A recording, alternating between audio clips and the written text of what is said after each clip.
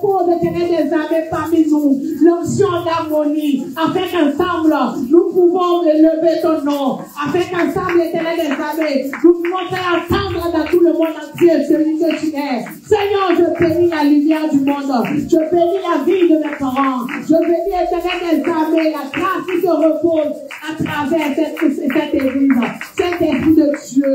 Nous commandons maintenant ensemble que tu nous ouvres une onction d'évangélisation, afin que nous puissions remplir l'église, que tu nous remplis, Éternel des armées, d'une mesure. Je ne connais pas, Éternel des armées, si la destinée de quelqu'un, mais que la grâce d'évangélisation nous localise, afin qu'ensemble, la parole de Dieu déclare qu'à un âme est sauvée sur la terre, il y a la fête au ciel. Saint-Esprit de Dieu, bénis-nous ce soir, que tu déverses sur nos vies l'onction d'évangélisation, afin que nous puissions remplir le ciel, afin que chaque jour le ciel soit rempli des âmes, afin que des âmes, quand nous allons venir auprès de toi, que notre famille spirituelle dans la lumière du monde, que ça soit élargi. Seigneur, je bénis cette église. Saint-Esprit de Dieu, je bénis cette église. Dieu de gloire, je bénis cette église. Je commande nouvelle force dans cette église. Je commande nouvelle vie dans cette église. Je commande l'Éternel des armées, nouveau départ puissant dans cette église. Merci Saint-Esprit de Dieu. Merci Éternel des armées. Merci Roi de gloire. Merci grand roi. Merci grand rédempteur. Merci Papa Yahweh. Merci Saint-Esprit de Dieu. Parce que j'ai foi que tu feras quelque chose. Parce que j'ai foi qu'à travers la lumière du monde, nous allons pousser l'Europe. Parce que j'ai foi qu'à travers la lumière du monde, nous allons en faire entendre ton nom. Nous allons élargir. Nous allons dire ce que nous allons dire. Saint-Esprit de Dieu, je te dis merci. Éternel des armées, je te dis merci pour ma famille spirituelle. Merci Papa. Merci Papa. Merci Roi de gloire. Merci Tout-Puissant. Merci Papa Yahweh. Merci Saint-Esprit de Dieu. Merci Papa Yahweh. Tu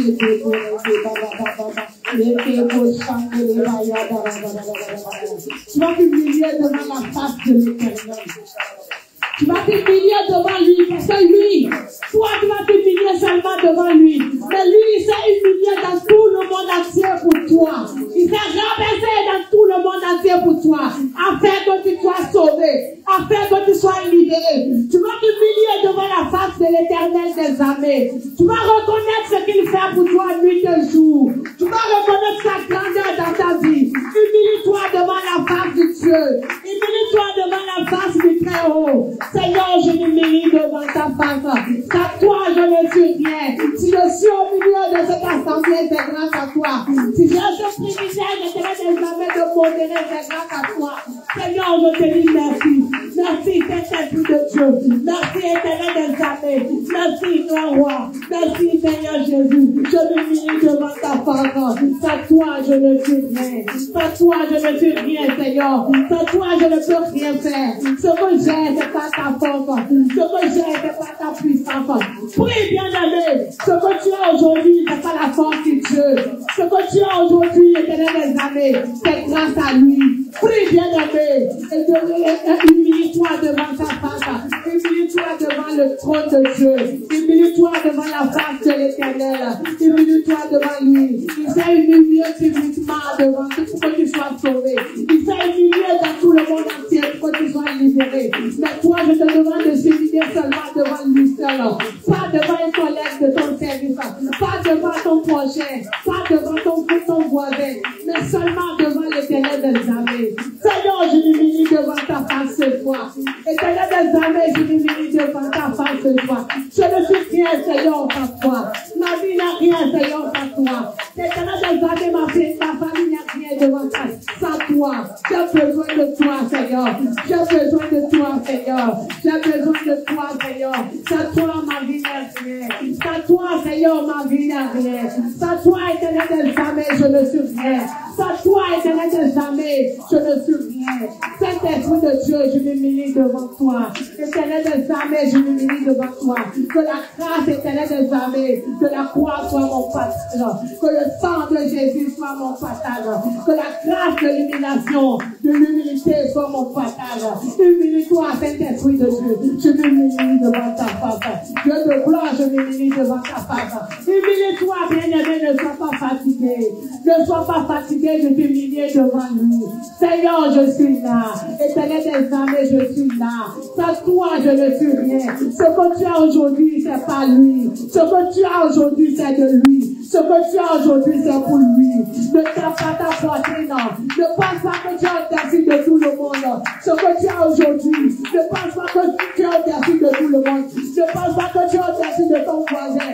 Tes comptes bancaires qui sont remplis des zéros. Tes comptes bancaires qui sont remplis de strass CFA. Ne pense pas que c'est pas dans ta propre intelligence. Ne pense pas que c'est pas ta propre prospérité. Ne pense pas que c'est pas ta propre force. C'est pas la force de Dieu. Reconnais sa grandeur et humilie-toi. Reconnais sa force et humilie-toi devant sa face. Reconnais sa grandeur. Car dans sa parole déclare quand tu es humilié, quand tu t'humilies devant lui, c'est lui qui t'élève. Humilie-toi devant sa face, il va te lever. Seigneur, je m'humilie devant toi. Saint-Esprit de Dieu, je ne suis rien sans toi. Je ne dépasse personne et personne ne me dépasse. Parce que je sais, Éternel des armées, que nous tous nous venons d'un seul Père. Parce que je sais, Saint-Esprit de Dieu, que nous tous nous venons d'un seul Père. Merci, Saint-Esprit de Dieu. Merci, Roi de gloire. Merci, Papa Yahvé. Merci, Papa Yahvé. Merci, Saint-Esprit de Dieu. Au nom de Jésus.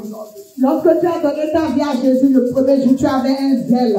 Tu étais dans tous les groupes de l'église. Tu étais dans le groupe d'intercession. Tu étais dans le groupe de balayage. Tu étais dans le groupe de prière. Tu étais dans tous les groupes parce que tu étais dévoué. Tu savais qu'il y avait Jésus. Quand tu as annoncé Jésus, tu savais que le Jésus n'a pu te sauver. Mais à cause de quelqu'un à côté de toi, qui a parlé, qui a dit quelque chose, et ton zèle est rabaissé. Tu m'as dit, Seigneur, donne-moi la grâce du zèle du premier jour. Le jour que je t'ai connu, Éternel des armées, le zèle que j'avais, donne-moi cette grâce ce soir. Lève-toi et demande le zèle du premier jour dans ta vie. Parce que tu as déserté à un moment donné. Tu ne pries plus. Tu ne dis plus rien à quelqu'un. Tu penses que faire tout le monde t'a laissé. Et seulement tu es là pour critiquer. À base de ça, tu as perdu ton zèle. Aujourd'hui, tu vas demander que le zèle du premier jour soit ton passage. Lève-toi et demande le zèle du premier jour. Seigneur, donne-moi le zèle du premier jour. Que ton amour du premier jour soit mon passage. Que le jour que j'ai donné ma vie à Jésus, le jour qu'on m'a annoncé que tu étais le sauveur, le jour qu'on m'a annoncé que tu étais le tout-puissant, le jour qu'on m'a annoncé que tu étais mort pour moi, le zèle que j'avais ressenti, je renouvelle ça maintenant. Je renouvelle ce zèle maintenant. Renouvelle ce zèle bien-aimé. Active cette flamme bien-aimée. Active cette flamme bien-aimée. Toi qui es découragé, non, ne te décourage pas. Je confirme que tu n'as pas encore commencé. Renouvelle ton zèle et continue de tout ce que tu faisais. Fais pour Dieu fidèlement. Renouvelle ton zèle. Merci, Saint-Esprit de Dieu. Merci, Éternel des armées. Merci, Papa Yahvé. Merci, Seigneur. Merci, Saint-Esprit de Dieu. En ces 7 jours de jeûne et prière, quand l'homme de Dieu a dénoncé les 7 jours, moi spécialement, j'ai pris un cahier. J'ai mis page par page. Dieu, je veux voir telle chose le lundi. Je veux que tu me rappelles telle chose le mardi. Ainsi de suite jusqu'au 7e jour. Tu vas te lever maintenant. Je ne sais pas ce que tu vas demander. Tu vas dire, Seigneur, ravitaille-moi dans ton domaine. Ce que tu veux voir, tu vas déclarer ça. Seigneur, ravitaille-moi spirituellement. Saint-Esprit de Dieu, donne-moi l'esprit de Christ. Et Seigneur des armées, donne-moi l'amour. Ravitaille-moi, Seigneur. Que ce temps de jeune social, que ça ne soit pas comme les 30 jours, les 2 jours, les 3 jours passés. Mais qu'on a encore une jeune de ravitaillement. Saint-Esprit de Dieu, ravitaille-moi. Éternel des armées, ravitaille-moi. Éternel des armées, ravitaille-moi.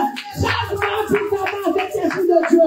Je veux devenir une nouvelle personne. Je veux aller de gloire en gloire comme c'est à ta parole. Lève-toi et prie, bien-aimé. Prie, bien-aimé. Prie, bien-aimé. Prie ce que tu veux voir à 7 jours. Prie ce que tu veux que l'Éternel fasse pour toi à 7 jours. Déclare dans ta vie. À ces 7 jours, Seigneur, je ne veux pas être la même personne. À ces 7 jours, Seigneur, amène-moi une nouvelle dimension. Merci, Saint-Esprit de Dieu. Merci, Éternel des armées. Merci, Seigneur. Quand tu as prié, tu as foi qu'après les 7 jours, tu ne seras pas la même. Maintenant, tu vas dire, Seigneur, comment finir les 7 jours?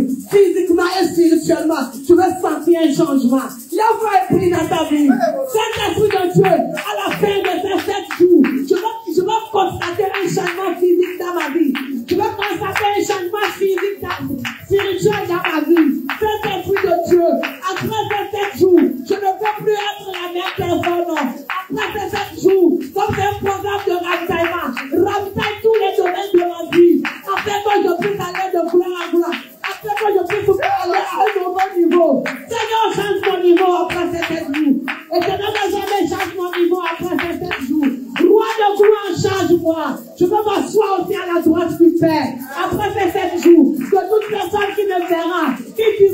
changé physiquement et que les démons aussi te voient spirituellement que tu as changé. Seigneur, ravitaille-moi. Éternel des armées, ravitaille-moi. Éternel des armées, ravitaille-moi. Change-moi, éternel des armées. Change-moi, éternel des armées. Change ma vie, éternel des armées. Pour que je devienne une nouvelle personne. Pour que je devienne une nouvelle personne.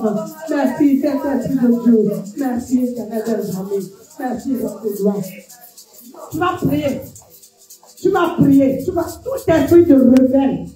Tout esprit, il y a les esprits de rebelle. Tu connais peut-être l'esprit de rebelle qui agit dans ta famille. Si c'est un sorcier, si c'est un secteur, toute personne qui est assise, qui tape sa poitrine, qui dit que tant que moi je vis, toi tu ne vas pas prospérer. Qui dit que tant que moi je vis, toi tu ne vas pas enfanter. Qui dit que tant que moi je vis, toi tu n'auras pas de gloire en moi. Tu vas te lever contre cet esprit de rebelle maintenant. Et tu vas détruire au nom de Jésus. Lève-toi et prie, éternel des armées.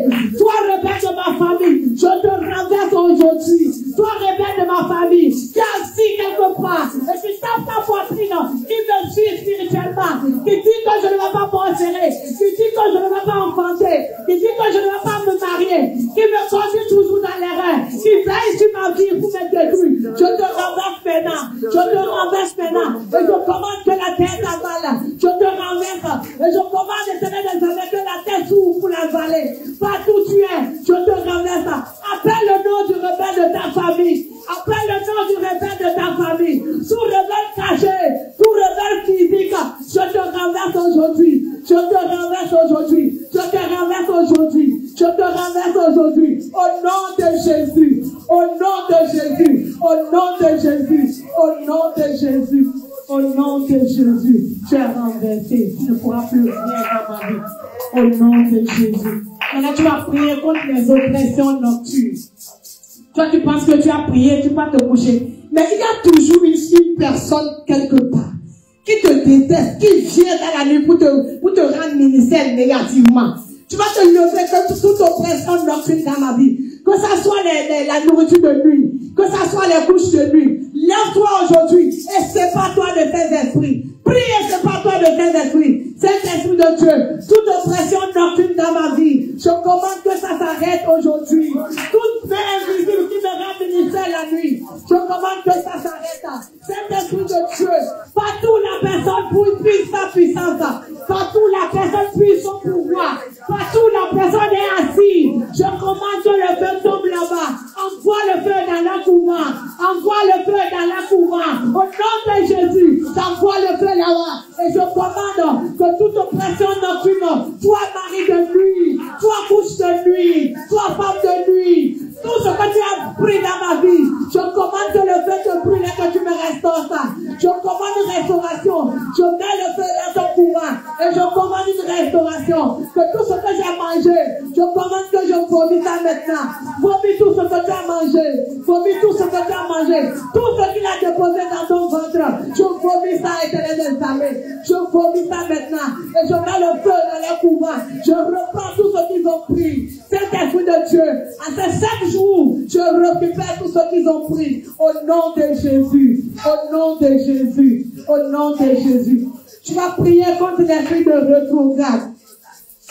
Depuis 30 ans, depuis 20 ans, depuis 10 ans, je ne connais pas ton âme. Mais à chaque fois que tu décides d'aller à un nouveau niveau, il y a quelque chose qui t'amène toujours en arrière.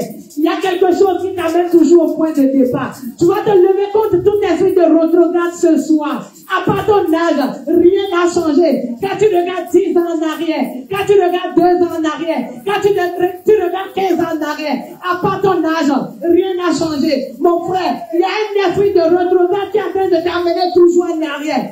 À chaque fois que tu fais l'effort d'aller devant, il y a quelque chose qui t'amène derrière. Tu vas prier maintenant, tu vas dire Seigneur, que tout esprit de rétrograde freine maintenant. Je me fais à cela. Je me fais à cela. Fâche-toi et me fais à cela ce soir. Au nom de Jésus. Saint-Esprit de Dieu, quand je prends les décisions, je pense que j'ai changé. Je crois souvent que j'ai changé.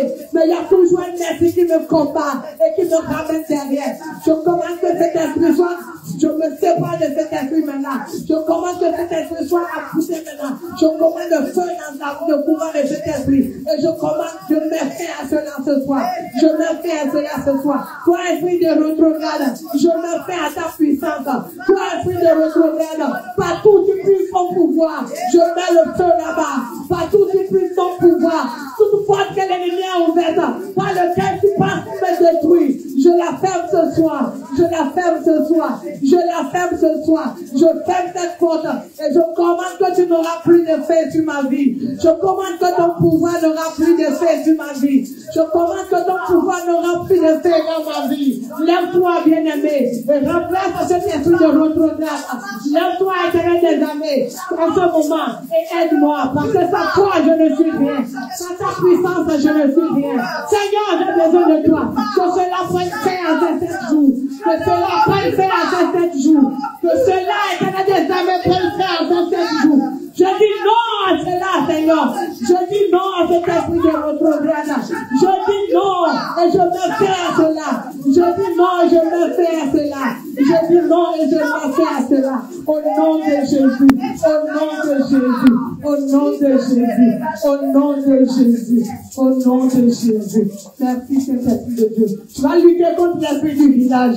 Tu es en Europe. Tu es peut-être né ici, tu es né là-bas. Mais parce que tes origines sont de l'autre côté. Ils sont là-bas et ils manipulent ta destinée. Tu vas dire, fais esprit de Dieu, que tout esprit du village qui se lève pour manipuler ma destinée, que cet esprit soit enchaîné ce soir. Prie bien aimé, enchaîne cet esprit au nom de Jésus. Cet esprit de Dieu, tout esprit du village qui combat ma lumière ici en Belgique, tout esprit du village qui combat ma lumière partout où je suis, je commande que cet esprit soit enchaîné. Je commande que cet esprit soit enchaîné. Je commande que cet esprit soit enchaîné. Partout où vous vous regroupez au village, je mets le feu sur vous et je vous enchaîne.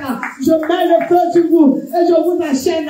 Partout où vous vous trouvez, je vous enchaîne ce soir. Tout esprit qui combat la lumière de Dieu dans ma vie, tout esprit qui combat ma destinée, je vous enchaîne ce soir. Je vous enchaîne ce soir. Je vous enchaîne ce soir. Partout où vous êtes, la distance n'est pas une barrière d'esprit. Partout où vous localisez, j'envoie les chaînes là-bas. Je vous enchaîne au nom de Jésus. Je vous enchaîne au nom de Jésus. Partout où vous vous trouvez, c'est le Saint-Esprit qui vous localise. Que la main puissante de Dieu vous localise. Et que vous soyez tous enchaînés. Je vous enchaîne au nom de Jésus. Je vous enchaîne au nom de Jésus. Je vous enchaîne au nom de Jésus. Je vous enchaîne au nom de Jésus. Je vous enchaîne au nom de Jésus. Au nom puissant de Jésus. Au nom de Jésus. Au nom puissant de Jésus. Tu vas te lever, tu vas demander une seule chose. Tu vas dire, Seigneur, voilà ce que je veux. Aujourd'hui, voilà ce que je veux. Je ne sais pas ce que tu as demandé pendant ces 7 jours.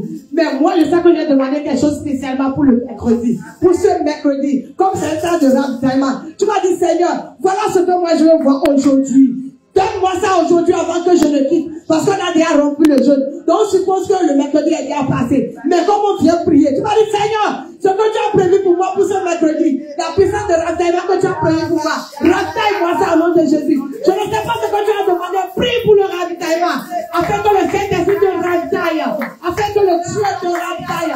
Saint-Esprit de Dieu, en ces 7 jours, aujourd'hui c'est le mercredi, je veux un changement radical dans ma vie. Je demande un changement radical. Seigneur, je veux voir un changement radical. Saint-Esprit de Dieu, je veux voir un changement radical. Éternel des armées, je veux voir un changement radical. Saint-Esprit de Dieu, vêtis-moi ce soir d'un changement radical. Éternel des armées, vêtis-moi d'un changement radical. Au nom de Jésus, au nom de Jésus, au nom de Jésus, au nom de Jésus. Merci Saint-Esprit de Dieu. Merci Éternel des armées.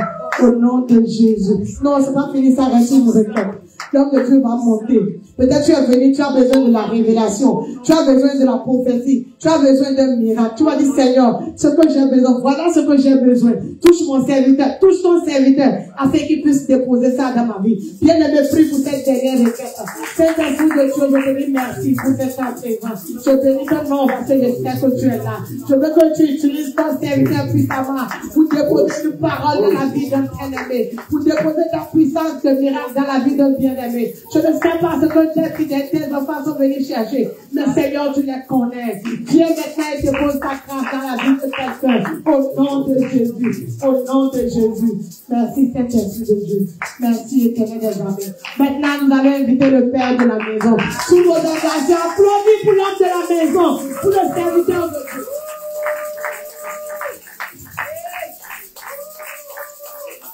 Alléluia. Et que nous pouvons bénir le Seigneur pour la vie de la sœur Fado. Que Dieu soit loué au nom de Jésus.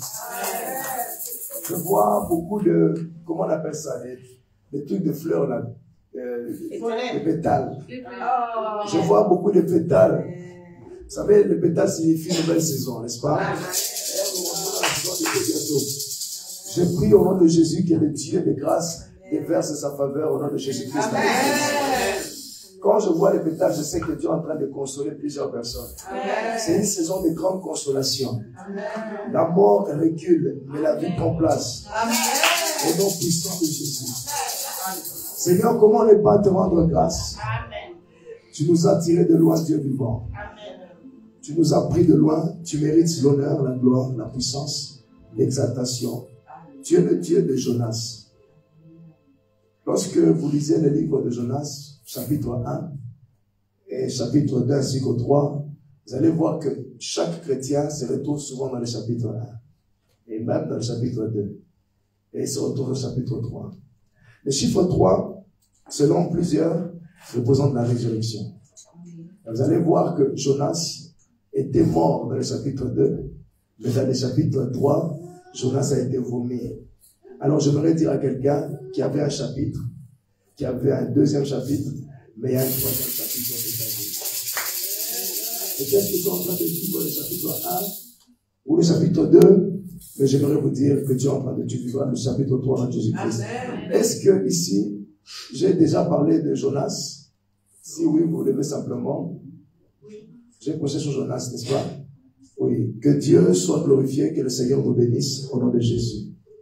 Par la grâce de Dieu, je parlerai de la reine Esther. Regardez-moi la reine Esther. Ce sont des messages que je ne peux pas voir, mais que je viens à l'improviste rapidement. Parce qu'il faudrait, après la prière, il y a un homme de Dieu à Lubumbashi qui me disait, dans l'église, il chantait, dans l'église, vous chanterez, vous danserez, mais sans la parole, tout cela est vanité. Alléluia. C'est la parole qui fait toutes choses. Voilà pourquoi nous devons toujours poser les fondements, déposer quelque chose, parce que Dieu est le Dieu de fondement. Nous te disons merci Jésus. Par la grâce de Dieu, aujourd'hui nous parlerons de la reine Esther. Regardez-moi la reine Esther. La reine Esther va intervenir dans son livre qu'à partir du chapitre 2.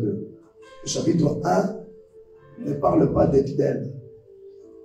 Mais c'est le chapitre 2 où on trouve maintenant la vie de la reine Esther. Lorsque vous lisez Esther chapitre 1, vous allez voir que l'on parle d'un grand roi appelé Assyrus. Et de combien ce roi était très généreux.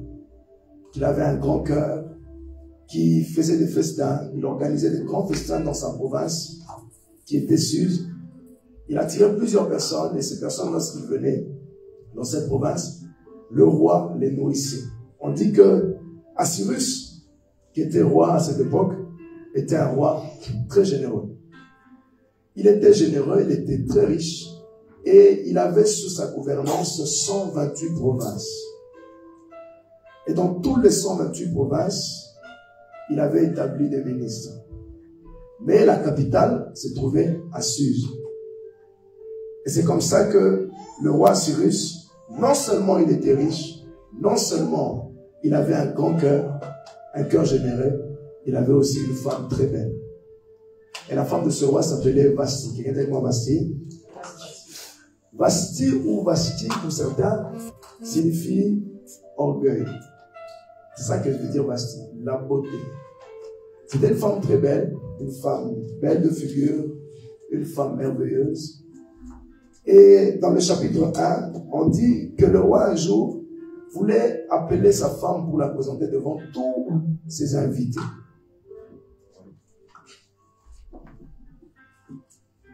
Merci. Ah, c'est mieux là. Donc le roi va appeler la reine Vasti pour la présenter devant tous ses invités. C'est comme ça que cette reine avait décidé de ne pas se présenter. Pourquoi? On ne sait pas. On dit simplement que la reine avait refusé de se présenter. Alors tous les gens qui étaient près du roi ont dit au roi, mais mon roi, écoute, c'est la reine quand même, elle est l'exemple de la nation. Si elle se comporte comme ça, toutes nos femmes vont se comporter de la même manière. Alors il faudrait faire quelque chose, prendre une décision rapidement pour la sanctionner. Et même la sanctionner durement. C'est comme ça que, dans leur décision, ils vont décider que le roi trouve une autre femme.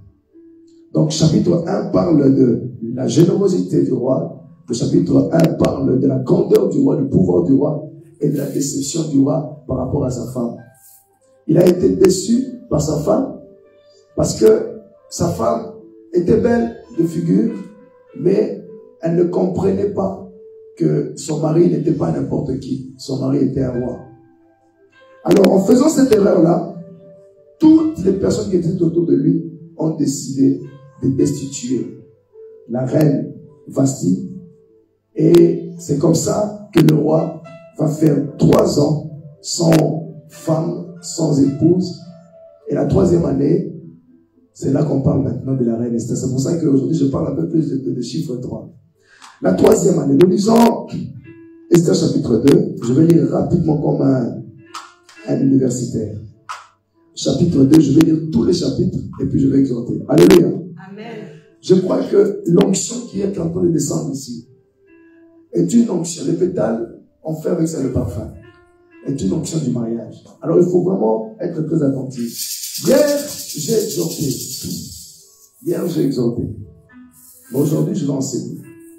Parce que mercredi est un jour de culte normal. On appelle ça le culte des restaurations. Esther chapitre 2 à partir du verset 2. Verset 1.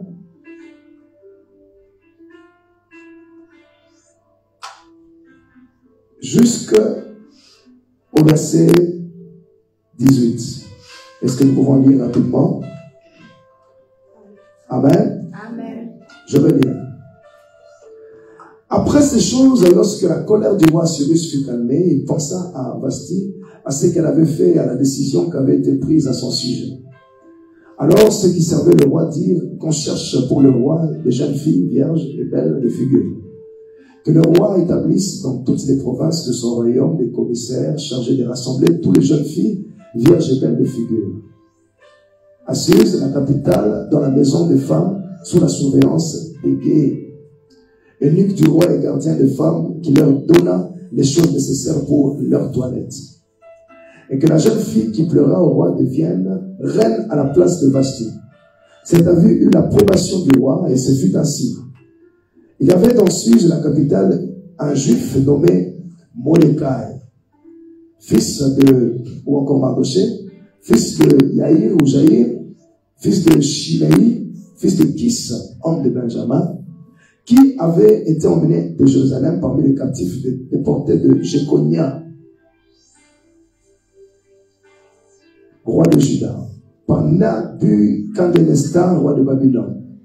Il élevait Hadassah qui était Esther, fille de son oncle, car elle n'avait ni père ni mère. La jeune fille était belle de taille et belle de figure. À la mort de son père et de sa mère, Mardoché l'avait adoptée pour fille. Lorsqu'on eut publié l'ordre du roi et son édite, et qu'un grand nombre de jeunes filles furent rassemblées à Suse, la capitale pour la surveillance des guéris, Esther fut aussi prise et conduite dans la maison du roi, sur la surveillance des guéris gardiens des femmes. La jeune fille lui plut et trouva grâce devant lui. Il s'empressa de lui fournir les choses nécessaires pour sa toilette et pour sa subsistance. Il lui donna 7 jeunes filles choisies dans la maison du roi et la passa avec ces jeunes filles dans les meilleurs appartements de la maison des femmes. Esther ne fit connaître ni son peuple ni sa naissance, car Mardoché lui avait défendu d'en parler. À chaque jour, Mardoché allait et venait devant la cour de la maison des femmes pour savoir comment se portait Esther et comment on la traitait. Chaque jeune fille allait à son tour vers le roi Assuérus. Après avoir employé 12 mois à s'acquitter de ce qui était prescrit aux femmes, pendant ce temps, elles prenaient soin de leur toilette 6 mois avec l'huile de myrrhe et 6 mois avec des aromates et des parfums en usage parmi les femmes. C'est ainsi que chaque jeune fille allait vers le roi. Et quand elle passait de la maison des femmes dans la maison du roi, on lui laissait prendre avec elle tout ce qu'elle voulait. Elle y allait le soir et le lendemain matin, elle passait dans la seconde maison des femmes, sur la surveillance de Yakaza ou Yashakaza, eunuque du roi et gardien des concubines. Eh Seigneur. Elle ne retournait plus vers le roi, à moins que le roi n'eût les désirs et qu'elle fût appelée par son nom. Lorsque son tour d'aller vers le roi fut arrivé, Esther, fille d'Abikaïl, ou d'Abishaël, oncle de Mardoché ou Mordecai, qu'il avait adopté pour fille, ne demanda que ce qui fut désigné par Égéi, eunuque du roi et gardien des femmes. Esther trouvait grâce aux yeux de tous ceux qui la voyaient. Esther fut conduite auprès du roi Assyrus dans sa maison royale le 10e mois, qui est le mois de Tébet. Quelqu'un dit quoi, le mois de Tébet? Le mois de Tébet. Ou encore le mois de Tébé, comme Bethléem. La 7e année de son règne. Et le roi aima Esther plus que toutes les autres femmes. Et elle obtint grâce et faveur devant lui, plus que toutes les autres jeunes filles. Il mit la couronne royale sur sa tête et la fit reine à la place de Vasti. Le roi donna un grand festin à tous ses princes et ses serviteurs et un festin en l'honneur d'Esther. Il accorda du repos aux provinces et fit des présents en libéralité royale. Alléluia. Amen. La Bible dit après ces choses. Qu'est-ce après ces choses? Après ces choses. Vous savez, dans la vie chrétienne et dans la vie de chaque serviteur de Dieu ou de chaque servant de Dieu, il y a toujours un après ces choses. Après de longs moments de pleurs, après de longs moments de deuil, de longs moments parfois de cachette, parce que Dieu appelle certains serviteurs de Dieu aussi à se cacher parfois avant de voir la gloire. Mais il y a toujours un après ces choses. Et c'est le après ces choses-là qui a introduit beaucoup de choses dans la vie de plusieurs personnes. Lorsque vous voyez par exemple Abraham dans Genèse chapitre 22, vous allez voir qu'on dit après ces choses, Dieu dit à Abraham de mettre son fils, d'offrir son fils unique, celui que Abraham aimait, Isaac. Donc c'était après un long moment où Dieu avait béni Abraham.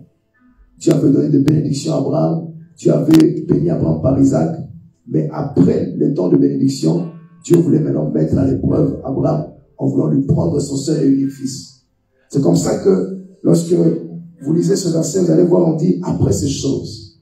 Cette fois-ci, on ne parle pas d'un Abraham qui avait été béni, mais on parle d'un roi qui avait été déçu. C'était un roi qui vivait des moments compliqués pendant 3 années. Il y a des gens qui ont du mal parfois à se relever. Ça peut prendre des mois, ça peut prendre des semaines, ça peut prendre des années. Et nous voyons que le roi Assyrus avait été séparé de la reine Vasti pendant 3 années. Ça faisait déjà 3 ans de séparation. Et quand on lit ce verset, vous allez voir que l'on dit, 3 ans après, quand il se souvint de Vasti, il était encore attristé.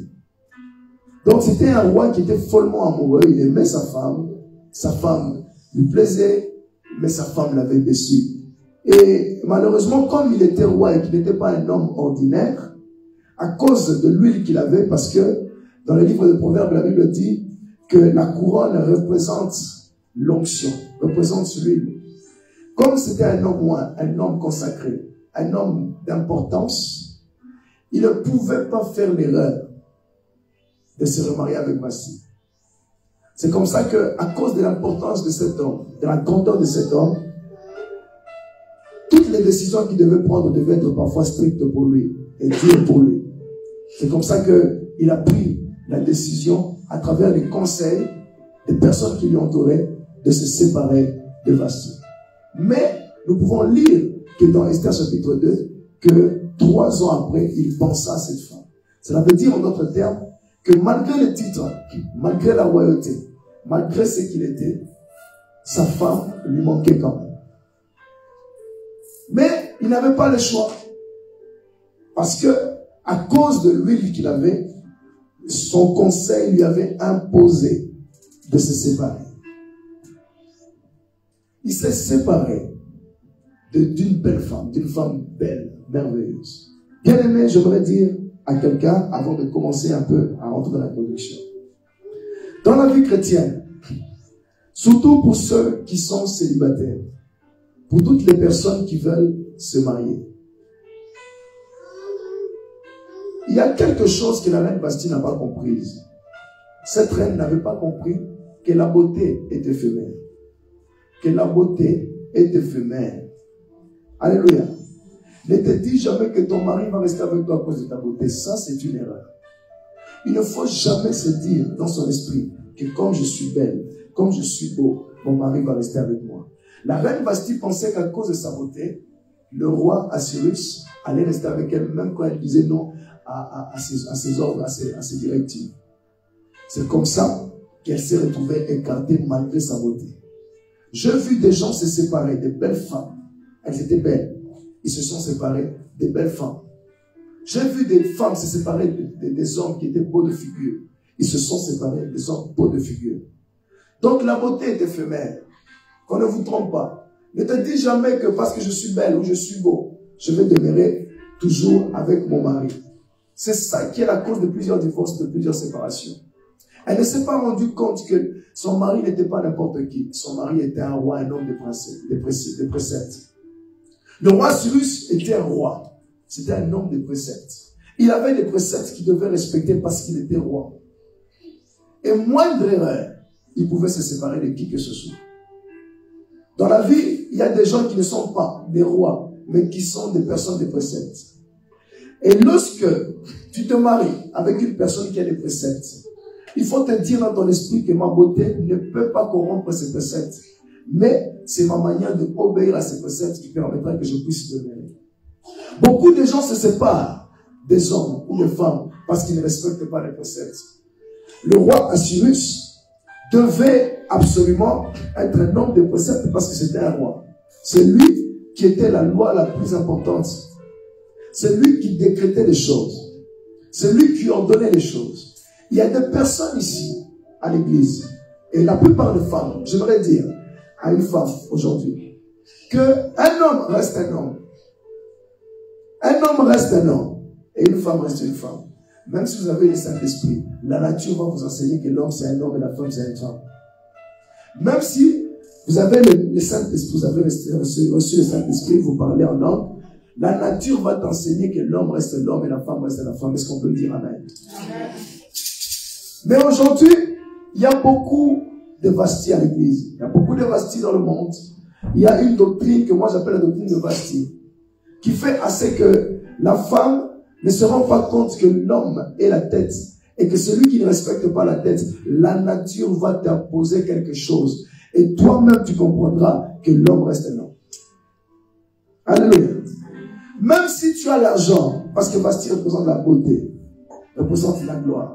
Même si tu as l'argent plus que ton homme, la nature va t'enseigner que si tu ne respectes pas les préceptes de l'homme, tu comprendras qu'après des années, il y aura des problèmes qui vont se passer. Je peux prêcher aujourd'hui? Est-ce que je peux prêcher? Je n'entends pas dire amen. Amen. Amen. Hier, nous avons exhorté, mais aujourd'hui, nous allons enseigner. La reine Vasti était belle, mais regardez ce qui s'est passé. On l'a disqualifiée. On l'a destituée. Vous savez, parfois, Dieu, quand il voit certaines personnes, certaines relations, il y a des relations que moi j'appelle des relations provisoires. Et il y a des relations que moi j'appelle des relations qui sont acceptées par Dieu. Les relations provisoires, ce sont des relations qui ne sont pas des relations que Dieu a instituées, mais ce sont des relations d'enseignement. Ça t'enseigne. Mais il y a des relations qu'on appelle des relations que Dieu te voit. Alléluia. C'est comme Dieu a deux plans. Il y a le plan qu'on appelle le plan permissif, et puis il y a le plan qu'on appelle le plan parfait. Il y a des relations qui sont des relations où Dieu peut permettre que tu passes par là. Il y a des relations où Dieu ne permettra pas que tu sois le passage de que tu demeures.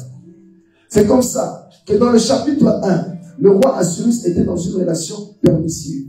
Dieu a permis qu'il puisse passer par ça. Parce que non seulement c'était un roi, non seulement il était généreux, mais il y avait quelque chose aussi qu'il devait vivre. Ça veut dire que Dieu devait toucher son cœur. Dieu devait briser son cœur pour qu'il puisse trouver la véritable femme. Alléluia. Je déclare dans le nom de Jésus que de la même manière que le roi Assyrus a été séparé de Vasti, que toi aussi tu te sépares de ta Vasti au nom de Jésus. Est-ce qu'on se comprend? Tu dois te séparer de ta Vasti au nom puissant de Jésus-Christ. Alléluia. Vasti ne représente pas seulement la femme. Vasti représente beaucoup de choses, la beauté. Ça représente la richesse, la gloire, l'orgueil, la prétention. Bien aimé, il y a des gens qui pensent qu'à cause de leur titre, à cause de leur orgueil, à cause de leur beauté, ils peuvent vous dominer. C'est-à-dire, ils peuvent avoir de l'ascendance sur vous. Même s'ils ont les moyens, parce que toi tu es un homme de précepte, tous ceux qui font, ils vont finir dans l'eau. Est-ce que je parle à quelqu'un? Parce que Dieu est avec toi. Est-ce que je parle à une personne? Dieu est avec toi. Dieu est un roi. Je parle à un roi aujourd'hui. J'enseigne à des rois, à des reines. Dieu est un roi. Le roi Assyrus avait fait 3 ans de tristesse. Il était abattu. Je me rappelle, une personne un jour avait une société. Et cette société-là, il a géré avec son frère. Son frère est décédé. Il a eu la dette de son frère. Et en ayant la dette de son frère, toute la société tombe en faillite. Et c'est comme ça qu'il a fait 3 ans en train de pleurer. Pendant 3 années, sa famille l'a méprisé. Oh, mais toi, tu étais au sommet. Mais regarde où tu te retrouves maintenant. Ah, mais toi, tu étais là. Pendant 3 années, les gens se sont moqués de lui. Et le jour où il s'est rappelé de la mort de son frère, il disait, mais Seigneur, mais comme Dieu l'avait déjà déposé des talents et des grâces, ce monsieur s'est relevé. Et il a fait plus que ce qu'il avait fait avec ses frères, avec son frère. Donc Dieu avait permis que cette société soit faite avec son propre frère. Mais lorsque son frère est mort, il est tombé dans une dépression. Mais les années sont passées où il a fait maintenant sa propre société où Dieu le voulait. Donc il est passé par un programme de permissivité. Et il va maintenant, plus tard, se mettre dans le plan de Dieu. Le plan parfait du Seigneur. Beaucoup de gens sont passés par ça. Mais cette fois-ci, tu dois être dans le canal de Dieu. Cette fois-ci, tu dois être dans le canal du Seigneur. Cette fois-ci, je parle à une église, je parle à une sainte, je parle à un saint, en disant que tu dois être dans le canal de Dieu. Lorsque le roi Cyrus a passé ces 3 années, la Bible dit qu'après 3 années, la tristesse commençait à remonter. Donc il essayait d'enterrer sa tristesse de séparation. Il y a beaucoup de gens qui ne vous montrent pas ce qu'ils vivent dans leur cœur. Alléluia. Il y a des personnes qui pleurent beaucoup dans les cœurs. Il y a des gens qui pleurent tous les jours. Ils pleurent. Le roi Cyrus pleurait. Mais la 3e année, Dieu a dit non. Tu as pleuré 1 an. Tu as pleuré 2 ans. Mais la 3e année, c'est l'année de ta restauration. Dieu voulait les restaurer. Et pendant qu'il a commencé simplement à penser à Vasti, la Bible dit que les personnes qui étaient tout autour de lui sont venues et ont décrété quelque chose. Ils ont demandé que l'on puisse chercher des femmes vierges, des femmes qui peuvent venir restaurer la vie de ces rois. Vous savez, il y a beaucoup de gens, quand la Bible dit qu'ils trouvent une femme, trouvent quoi? Est-ce qu'on peut le dire au Congo? Qu'ils trouvent une femme, trouve-le. Mais est-ce qu'on parle à une femme ou on parle à un homme ici?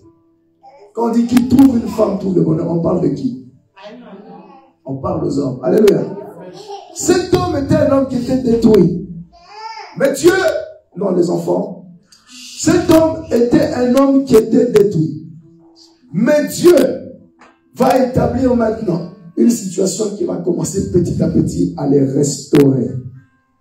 La première restauration, c'est que Dieu va vouloir maintenant que l'on puisse trouver pour lui une personne, quelque chose qui va combler son cœur, qui va apaiser, atténuer son cœur.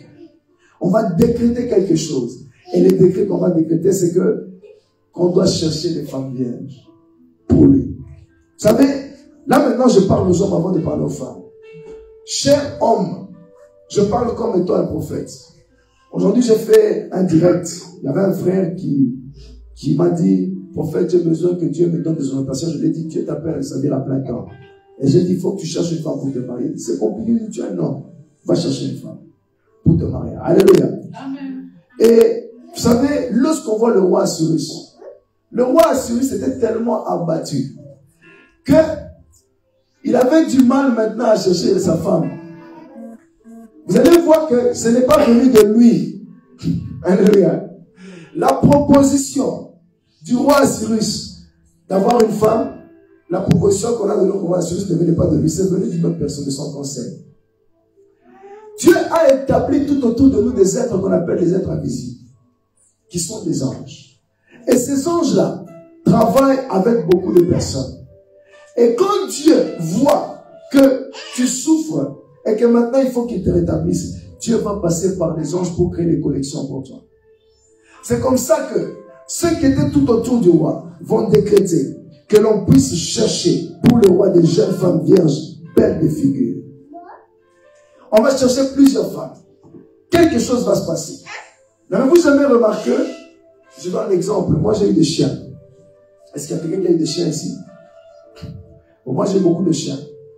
Lorsque la chienne, hein, elle est en, comment je peux dire ça, en chaleur, tous les chiens, même s'ils sont voisins, tous les chiens qui sont tout autour vont venir. Parce que moi-même, je l'ai vécu. Notre parcelle était tellement grande qu'on avait plusieurs chiens mâles. Quand la femme, la chienne, la femelle était en chaleur, tous les chiens mâles venaient. Et cette période-là, c'est la période qu'on appelle la période de la fécondité du chien. Ça veut dire que tous les mâles venaient. Tous les mâles, les chiens, tout le monde se rapprochait d'elle parce qu'elle dégageait quelque chose. C'est la nature qui a fait ça. C'est Dieu qui a fait ça. Même dans la vie de lion, c'est comme ça. Et le roi Assyrus aussi, quelque chose va être déversé. Ça veut dire que Dieu va maintenant décréter quelque chose. C'est-à-dire que le Seigneur va maintenant stimuler, va déverser une onction à la vie de cet homme qui va faire à ce que l'on puisse décréter que l'on cherche des femmes belles de figure. Des femmes belles de figure. Plusieurs étaient sur la liste. Plusieurs se retrouvaient dans la liste de ces femmes-là. Des femmes belles de figure.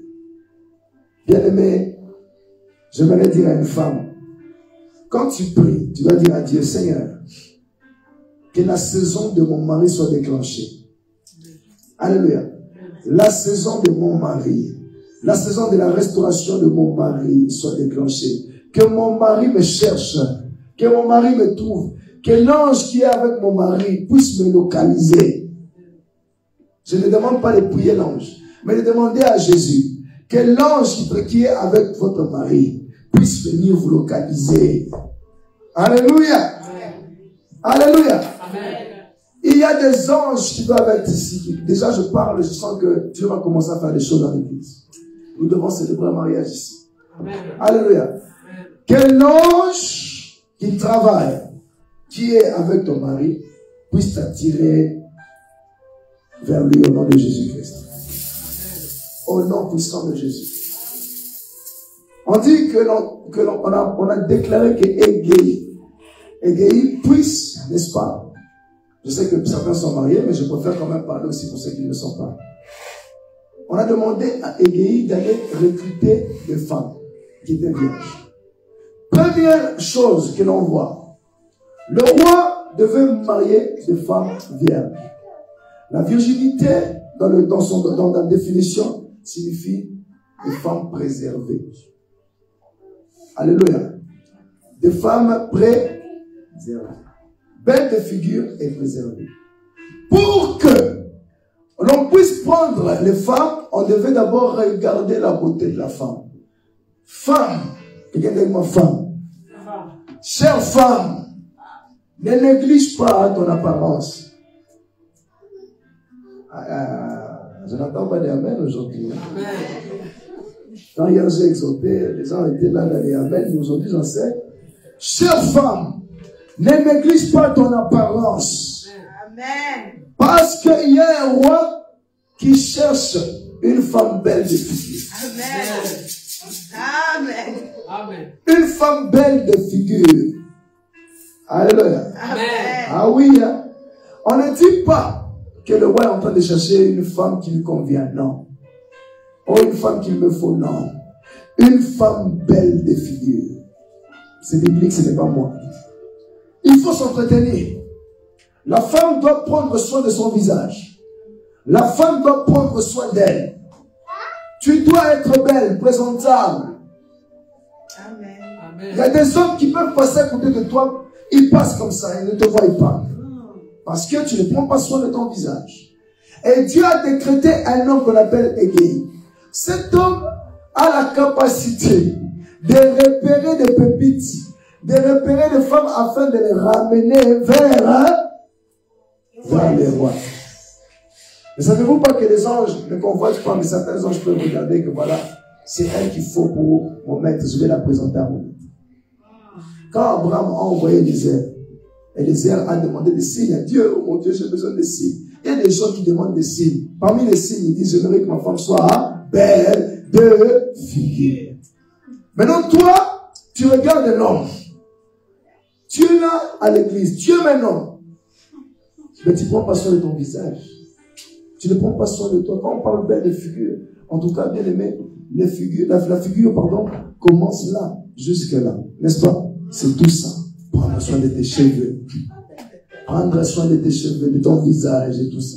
On ne dit pas trop de fond de teint, non. Bon, ça dépend. Maquille-toi correctement. Ah oui. J'ai constaté que certaines personnes, il y a un frère qui m'a dit, prophète, à ma femme, quand je l'ai mariée, elle prenait soin de son visage, mais maintenant elle ne veut rien faire. Mais c'est décevant. Parce que le roi, quand on a demandé à ce que l'on puisse trouver une femme belle de figure, c'était parce que la première reine, c'est-à-dire la reine Vashti, était belle. Donc il faut une reine, qui va faire oublier le passé. Est-ce qu'on est là? Alléluia! Où sont les Esther? Nous sommes là! On cherche une femme belle de figure. Écoutez, même si tu n'es pas belle, hein, maquille-toi quand même. Pourquoi je dis ça? Amen. On est tous belles aux yeux de Dieu. Amen. Mais lorsqu'on se présente devant le miroir, on ne dit jamais qu'on est moche. Non, parce que quand on se chante nous-mêmes, on se dit waouh. Toi-même te dis waouh, je suis belle. Alléluia. Même si tu ne sais pas te maquiller, va faire une formation de. Pourquoi? Parce que c'est important. Quand tu te lèves le matin, on regarde la tête là-bas, on dit, ah Seigneur Jésus-Christ. Non. Soyons belles de figure. Alléluia. Belle de figure. Comme ça, l'homme va dire, ah, ma femme, je ne peux pas la quitter parce qu'elle est belle de figure. Que Dieu puisse te... Il y a une femme qui m'a dit, prophète, moi, je cherche quand même un homme beau, hein. Quand je me réveille, je le regarde, il est beau. Pas une personne, je regarde, je dis, oh, Seigneur. Que Dieu puisse te donner un mari beau de figure. Un mari beau de figure.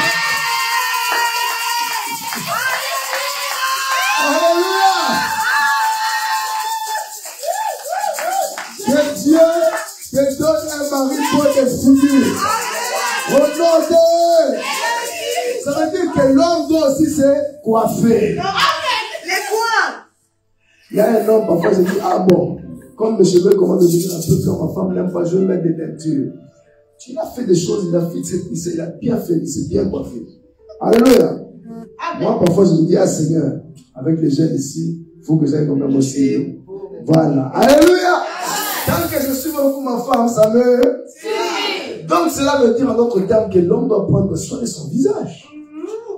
Le visage, il y a les yeux, il y a le nez, il y a la bouche. Tu vas venir parler à un homme, tu dis, ah, l'homme dit, oh mon Dieu. Tu parles à une femme, la femme dit, oh, je sais que ça s'arrête. Le visage, belle de figure, tout doit être entretenu. Je prépare quelqu'un pour son mariage. Amen. Je déclare dans le nom de Jésus, au nom puissant de Jésus, que cette fois-ci, je serai la personne qui va consoler mon assurus. Qui est ton assurus que tu dois consoler? Il y a un homme qui a besoin d'être consolé. Amen. Il y a des gens qui sont haut placés. Il y a des personnes qui ont des préceptes, qui ont des principes, qui vous attendent. Voilà pourquoi nous prions et nous disons à Dieu, Seigneur, permets au nom de Jésus, permets au nom de Jésus que nous puissions être prêts au nom de Jésus-Christ. Lorsque Égéi a reçu l'information, il a commencé maintenant à chercher des femmes belles de figure. Les femmes vierges d'abord et belles de figure. Vierge, ça veut dire quoi? La virginité, c'est le fait de se préserver. Ça, c'est ça la définition. On n'est jamais touché par un homme. Nous devons prêcher la vérité, n'est-ce pas?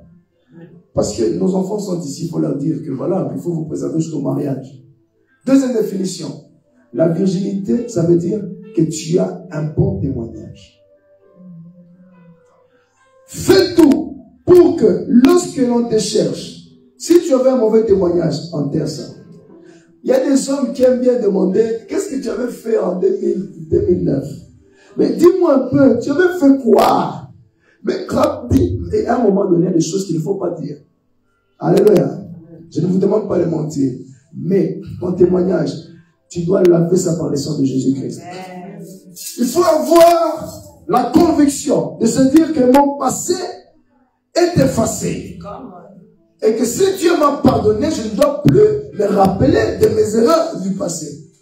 Il y a des choses que moi, dans mon esprit, j'ai effacées. Quelqu'un qui est passé par les eaux du baptême est devenu une nouvelle création, la Bible dit. Pas une nouvelle créature, mais une nouvelle création. Il a fait ce qu'on appelle une cure d'âme. La cure d'âme, c'était pour que cette personne devienne sainte. Or, la sainteté représente aussi la virginité. Ça veut dire en d'autres termes, qu'avant de rentrer dans ton mariage, il y a des choses que tu as du mal à oublier. Fais la cure d'âme pour que toi et ton pasteur et le Seigneur, vous puissiez mettre ça de côté. Afin que lorsque tu vas t'entendre avec ton mari, s'il te pose des questions, que tu te dis, mais ça va risquer de créer des problèmes, tu ne le dis pas parce que Dieu t'a déjà pardonné. Et tu as déjà fait la cure d'âme. Alléluia. Amen. Bien-aimé, il faut être vierge. Il y a des choses qu'il faut enlever de notre vie. Parce que, selon les regards d'Égéi, Égéi est un homme. Parce qu'attendez, il y a Cyrus, il y a aussi Égéi. Assyrus est restauré. Assyrus, pardon, est déçu. Il cherche une femme. Mais Égéi, lui, par contre, il est très pointilleux. Il cherche les détails. Il y a des hommes comme ça, il y a des femmes comme ça, qui cherchent les détails.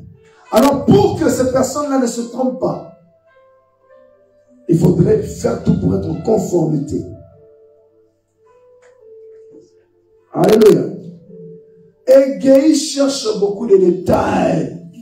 Égéi cherche l'homme, cherche la femme qui est belle, qui a un passé effacé.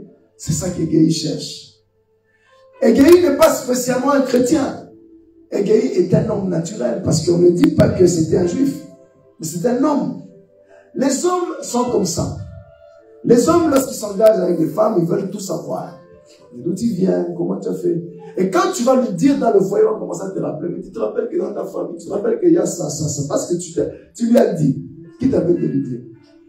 Maintenant, tu vis des choses pendant des années, te rappelles. Pourquoi? Parce que Égéi est comme ça. Il y a des femmes aussi comme ça. Elle peut être jalouse de toi, dans ton passé. Elle est jalouse de ta relation que tu avais dans le passé. Elle ne te connaissait pas, mais elle est jalouse de ta relation. Comme si vous étiez ensemble à cette époque, comme si tu l'avais trompé. Donc, les Égéis sont très pointueux. Ils sont tous dans les détails.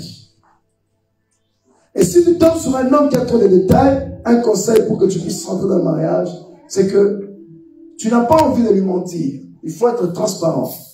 La première transparence commence avec notre cœur. C'est-à-dire que d'abord, nous-mêmes, nous devons être transparents vis-à-vis de Dieu. Être libérés des choses du passé. Parce que tant que tu n'es pas vierge dans ton cœur, dans ton esprit, dans ton âme, dans ta vie, dans ton corps, il y a beaucoup de choses qui risqueraient de te freiner. Tu n'arriveras même pas peut-être dans la cour du roi ou dans ta destinée. Et tu ne seras peut-être même pas sélectionné dans la maison d'Égéi. Voilà pourquoi ce soir, dans les directives que je suis en train de donner, j'aimerais donner des directives aux hommes et aux femmes en disant qu'il y a des relations où on pose beaucoup de détails, trop de questions. Parce que c'est tout à fait normal. C'est normal. Il y a un frère, quand il parle à une sœur, il dit, mais tu t'avais mal, tu as fait quoi? Le jour où on lui dit, il disqualifie directement. J'ai dit, mon frère, toi, si tu commences à faire ça, tu auras des problèmes. Tout le temps disqualifié. Elle est belle, elle est jolie, mais quand tu commences à poser des questions, on te dit, elle a fait ça, ça, ça, ah, disqualifié. Il y a un prophète avec qui j'ai servi, il m'a dit, ah, cette sœur, elle est belle, mais elle n'a pas ma dimension. Je dis, comment ça? Elle a trop fait des choses, trop. J'ai dit, mais prophète, toi aussi tu as fait trop des choses. Chaque personne a fait des choses. Tout le monde a fait des choses. Chaque personne a un passé. Alléluia. Amen. Mais le fait qu'elle s'est confiée, ça l'a fait quoi? Ça l'a fait disqualifier. Il y a des choses qui te disqualifient sans te rendre compte. Voilà pourquoi, dans la vie, il faut avoir la sagesse. Parce qu'on sait qu'on pensait les enfants, ne vous en faites pas. C'est vous les enfants qui se déplacent. Il faut avoir la sagesse. Il y a des choses que tu n'es pas obligé de dire jusqu'à ce que tu arrives dans ta maison du mariage. Peut-être vous allez dire, le prophète est en train de nous pousser à mentir. Non. On va lire la Bible et on va trouver ce que Dieu dit. Pendant que Élie est en train de chercher, c'est là maintenant que la vie d'Esther va commencer. On dit que Esther était une fille qui avait perdu son père et sa mère. Elle n'avait pas de père. Elle n'avait pas de mère. Elle s'appelait Hadassah et l'on va lui donner le nom d'Esther. Hadassah veut dire, est-ce qu'on est là? Hadassah veut dire vase de parfum. C'est un parfum de bonne odeur. Et Esther veut dire étoile. Le nom Esther, veut dire étoile. Ça veut dire en d'autres termes que dans la vie de Hadassah, malgré qu'elle avait perdu son père, qu'elle avait perdu sa mère, elle avait deux choses spirituelles qui étaient en elle. La première chose spirituellement, c'est qu'elle avait, son nom représentait un parfum de bonne odeur, c'est-à-dire un bon témoignage. Deuxième chose qu'il faut retenir, c'est que Esther avait une étoile. Or, l'étoile d'Esther lui ouvrait les portes. Bien-aimé, tu peux être belle. Tu peux être une femme qui a un bon témoignage. Mais il faudrait dire à Dieu, Seigneur, j'aimerais que mon étoile puisse aussi briller. J'aimerais récupérer mon étoile. L'étoile qui me fait entrer dans le mariage. La Bible dit que les bénédictions du juste sont sur sa tête. Les bénédictions du juste sont sur sa tête. Il y a des bénédictions qui se retrouvent sur la tête de plusieurs. Et le diable combat les étoiles de beaucoup, les bénédictions, les faveurs. Il vole vos bénédictions. Il vole tout. Il vous vole beaucoup de choses. Un jour, un occultiste disait, lorsque j'allais au stade, toutes les gens qui étaient les fanatiques, qui étaient là, on utilisait leur aura, on utilisait leur force pour faire des choses. Donc les occultistes utilisaient la puissance qui était là pour faire des choses. En tant qu'enfant de Dieu, Dieu t'a créé. Dieu t'a donné une beauté. Et cette beauté-là, si elle est combattue spirituellement, tu peux te retrouver devant un homme, Dieu beau, Dieu belle, mais on ne te voit pas. Tu es belle, tu es beau, tu prends soin de toi.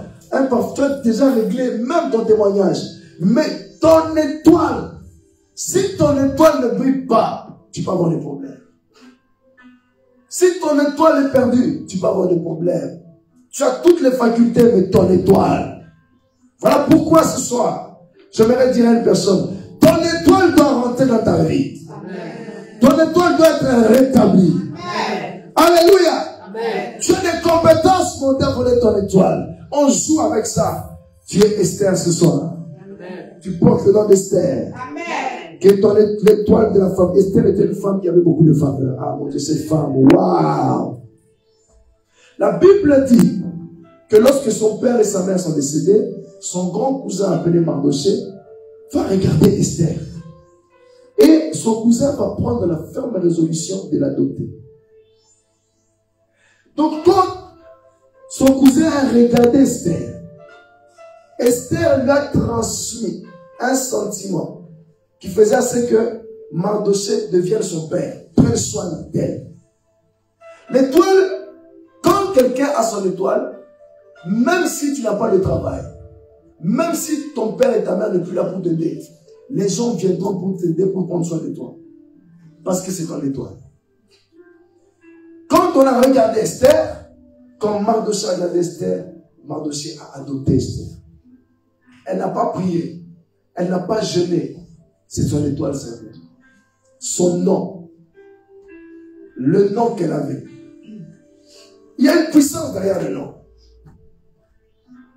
Alléluia.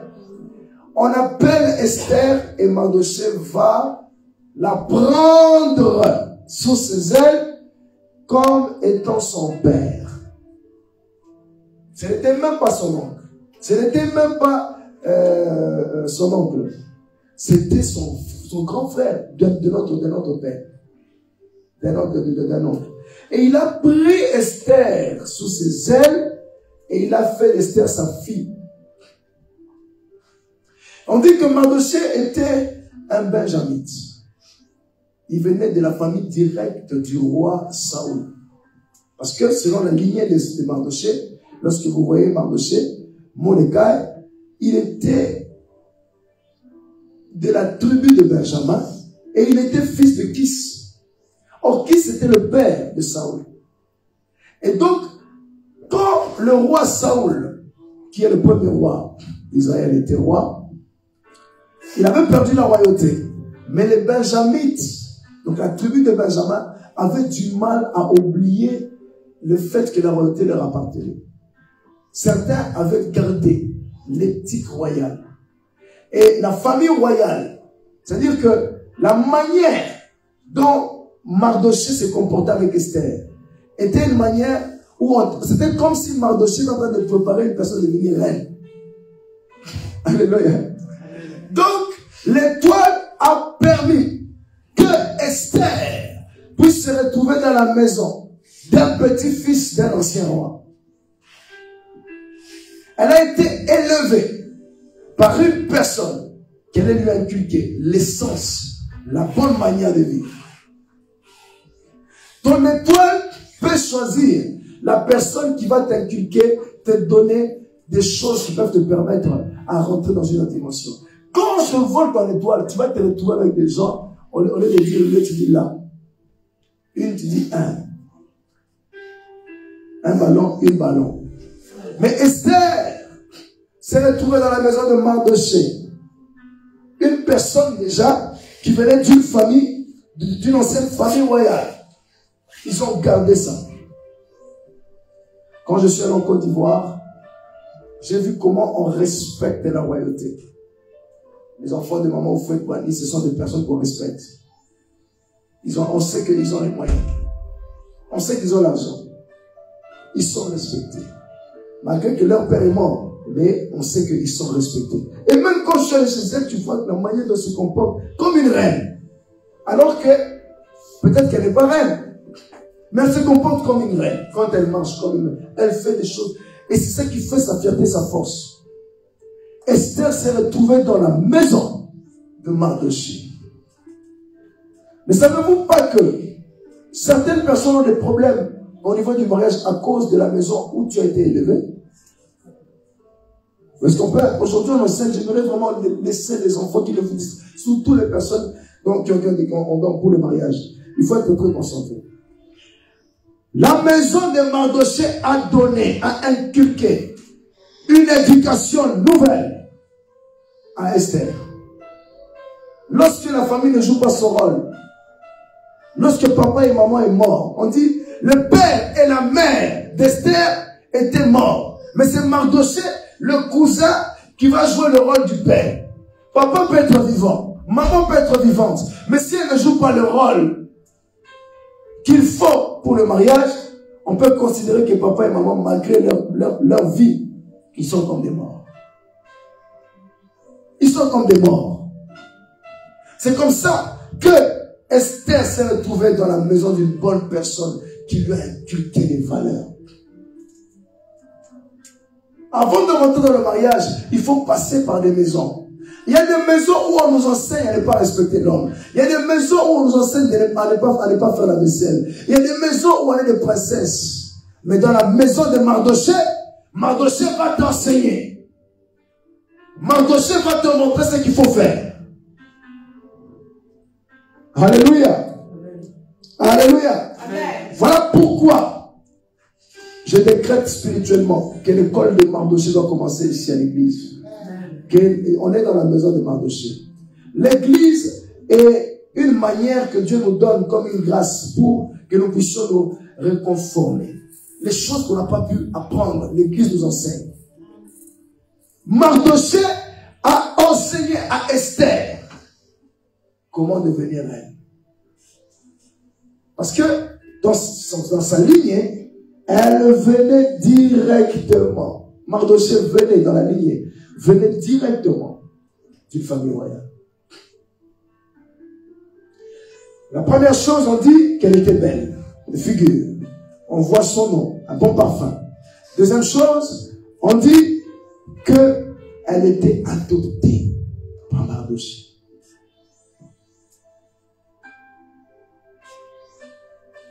Pourquoi toi, quand tu te regardes, tu te dis, je ne peux pas me marier avec un homme qui est très riche.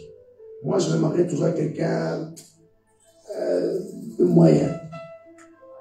Mais il faudra enlever cette conception-là. Dieu peut te mettre en relation avec une personne qui peut te bénir. Dieu peut te mettre en relation avec une personne qui a des valeurs et tu peux vivre avec. Certains ont honte de vivre avec des personnes qui ont des valeurs parce qu'ils se disent, je sais que dans la maison d'où je viens, je n'ai pas reçu toutes ces formations-là. Donc si j'arrive là-bas, je vais faire souffrir l'homme d'autrui ou la femme d'autrui. Mais Dieu est capable de te ramener dans la maison de Mardoché afin que tu sois travaillé. Que tu sois une femme, que tu sois un homme, c'est pareil. Si tu n'es pas passé par la maison de Mardoché, alors je prie que Dieu puisse t'enseigner. Voilà pourquoi l'église joue le rôle de la maison de Mardoché. Ça nous enseigne à devenir des hommes, ça nous enseigne à devenir des femmes, des hommes qui peuvent vivre avec une femme et des femmes qui peuvent vivre avec un homme. Mardoché, la maison de Mardoché. Alléluia. Amen. Je sens que l'enseignement est bon. Hein? Good. Quelle est la maison qui t'a enseigné, qui t'a donné le comportement? Parce que la maison joue le rôle d'un comportementaliste. Un comportementaliste, c'est celui qui donne les comportements aux animaux. Tu vas là-bas, tu vas là-bas. Bien aimé, parfois il y a des maisons, il faut refuser. Dis non. J'ai comme l'impression que ma maison ne m'a pas aidé. Je dois me rattacher à la maison de Mardoché. Je me rappelle, dans une famille, je vous donne un exemple. Dans une famille, il y avait 3 sœurs. Une sœur aimait aller chez sa meilleure amie. Et tout le temps, chaque année, chaque vacances, elle passait des vacances là-bas. Et le jour où ils se sont mariés, les 3 sœurs, les 2 sœurs ont divorcé, mais celle qui allait souvent chez sa meilleure amie n'a pas divorcé, elle a gardé son mariage. Parce que dans la maison de sa meilleure amie, on lui enseignait comment être. Chaque vacances qu'elle allait, c'était une formation. On l'a formée. Ici, il faut nettoyer. Il faut faire ça. Tu es une princesse. Tu dois prendre aussi. Il y a des choses que tu dois faire. Mais dans sa maison, mais les jours où ils se sont mariés, celle qui a gardé le mariage, c'est celle qui allait souvent dans la maison de sa meilleure amie. Mais c'est plus tard qu'elle va se rendre compte que la maison de sa meilleure amie avait rendu un bon service. Pourquoi ne pas être la maison de Mardoché? Bien aimé, nous devons inculquer à nos enfants comment faire les choses. Ce n'est pas pour me glorifier, ma femme et moi. Quand je vais chez nous à la maison, c'est-à-dire que je vais voir ma soeur, quand j'arrive chez elle, elle toute vient me voir. La maison est propre. Tu veux manger quelque chose? Est-ce que je mange? Tu veux manger? Elles sont pas encore mariées. Elles vont me prendre des trucs et me servent. Tu veux pas? Je vois. Elles commencent à parler avec moi. Elles sont là. Elles font des choses. Je me dis, waouh! Mais moi, je ne suis pas marié. Je suis marié. Mais elles sont encore là. Je dis, mais Seigneur, bien-aimé. Mais tu vas aller quelque part chez ta soeur. Tu arrives, toi, le frère, tu vas chez ta soeur, et vous vous regardez. Ta soeur, hein, elle te regarde, vous vous regardez, vous parlez. Maman, elle dit quoi? Ah. Mais attends, alléluia. Dis après moi, Seigneur, je vais passer dans la maison de Mardoché, où on me forme à devenir une femme et un homme. Alléluia. Moi, je remercie le Seigneur. Je suis passé dans la maison de Mardoché. Parce que dans la maison où moi j'ai grandi un peu comme un petit prince. Ça veut dire que vous avez des personnes qui travaillent, des petits domestiques et tout ça. Excusez-moi, je ne peux pas dire ça. Pardonnez-moi. Mais des gens qui travaillent. Mais, pour aller nettoyer tes vêtements, on doit nettoyer ça, repasser. Mais j'allais tout le temps chez mon meilleur ami. Quand j'arrivais là-bas, c'était lui-même. Et moi, je devais me conformer. J'ai quitté l'Afrique, je suis allé en Afrique du Sud, j'ai vu que c'était différent. Je suis venu ici différent. Ça m'a formé. Alléluia. Ça m'a formé. Même si je ne suis pas au top, mais ça m'a formé quand même. Donc, il est important pour nous tous de passer dans une formation. J'étais avec Papa Jackson, ce n'est pas pour le glorifier. Cet homme était un homme très propre. C'était un homme très organisé. J'étais avec lui. Je suis rentré dans sa voiture. Je devais laver ma voiture. J'avais remis ça. Je dis, je vais laver la voiture d'ici quelques temps. Mais quand je suis rentré dans sa voiture, quand je suis sorti, je suis allé laver ma voiture. Quand je l'ai vu comment il faisait les choses, il plaçait ses histoires, il dit, ah! Challenge! Il parle de moi dans mon esprit, je me dis, cet homme me challenge. C'est une personne qui peut être formée. Alléluia. Amen. Nous voulons des hommes Mardoché à l'église et des femmes Mardoché. Des personnes qui te transmettent quelque chose qui te change toi-même. Voilà pourquoi arrêtez de rester à la maison. Parce qu'à l'église, Dieu a déposé beaucoup de choses qui peuvent te changer. Alléluia. Amen. Ah oui. Il y a des gens qui ont été diplômés grâce à l'église. Diplôme de l'excellence. Certains vont faire des formations, c'est des coachs. Coach sur YouTube, coach sur TikTok. Mais Jésus-Christ peut t'enseigner. Amen. Alléluia. Acclamons Jésus parce que nous avons ça. Aujourd'hui, je vais un peu. Je vais finir, j'essaie. Donnez-moi un peu du temps. Mardoché, qui était avec Mordecai. Mardoché avait dans sa possession, il a regardé la femme et dit, waouh, cette petite-là, je dois la coacher. Il a coaché sa soeur, sa cousine. Il a dit, je suis ton père. Appelle-moi papa. Elle a respecté. Elle s'est soumise à Mardoché. Quelque temps après, lorsque Égéi était en train de chercher les femmes, la Bible dit que Égéi a repéré Esther. Il a voulu directement récupérer Esther et il a demandé qu'on puisse donner à Esther tout ce qu'il faut pour une femme. Vous savez, il y a des hommes qui sont découragés, il y a des hommes qui ont le courage. Il y a des femmes qui perdent le courage, il y a des femmes qui ont le courage. Il y a des relations où l'homme n'a même pas envie de travailler. La femme n'a même pas besoin, la femme n'a même pas envie de travailler. Ça ne dit rien. Mais quand Égéi a vu Esther, il s'est dit, waouh, je dois fournir des choses rapidement. Cherchez-moi des choses, ça l'a motivé. Parce que Esther lui donnait la force de trouver des choses. Alléluia. Quelqu'un qui est sous la malédiction, quelqu'un dont on a volé ton étoile, tu vas rentrer dans un couple, tu vas commencer à admirer tes amis femmes. Parce que ce n'est pas la faute de l'homme, mais c'est la faute du fait qu'on t'a volé ton étoile. Donne de la valeur à ta vie et tu verras que Dieu va t'aider. Donne de la valeur à ta vie et prie. Et tu verras que l'homme, quand il va travailler avec force et joie. Il rentre et il dit, waouh, j'ai travaillé. La femme, quand elle travaille, dit, waouh, j'ai travaillé pour mon homme. J'ai travaillé, oh mon Dieu. Alléluia. Égéi a vu Esther. Il s'est dit, oh, cette femme-là, en tout cas, sincèrement, il faut quelque chose. Donnez-lui tout ce qu'il faut. Un homme radin peut devenir un homme généreux. Un homme qui ne partage pas peut devenir un homme généreux à cause de l'étoile. Et Guy a demandé qu'on lui prenne des choses. C'était un homme actuellement, il a dit, bon, dans mon compte j'ai combien? Je n'ai que 500, on enlève 400. Je vais payer les choses à cette femme. Je veux lui faire. Il n'a rien, mais il enlève tout. Il y a une puissance qui est capable de faire à ce que tu puisses être belle et beau.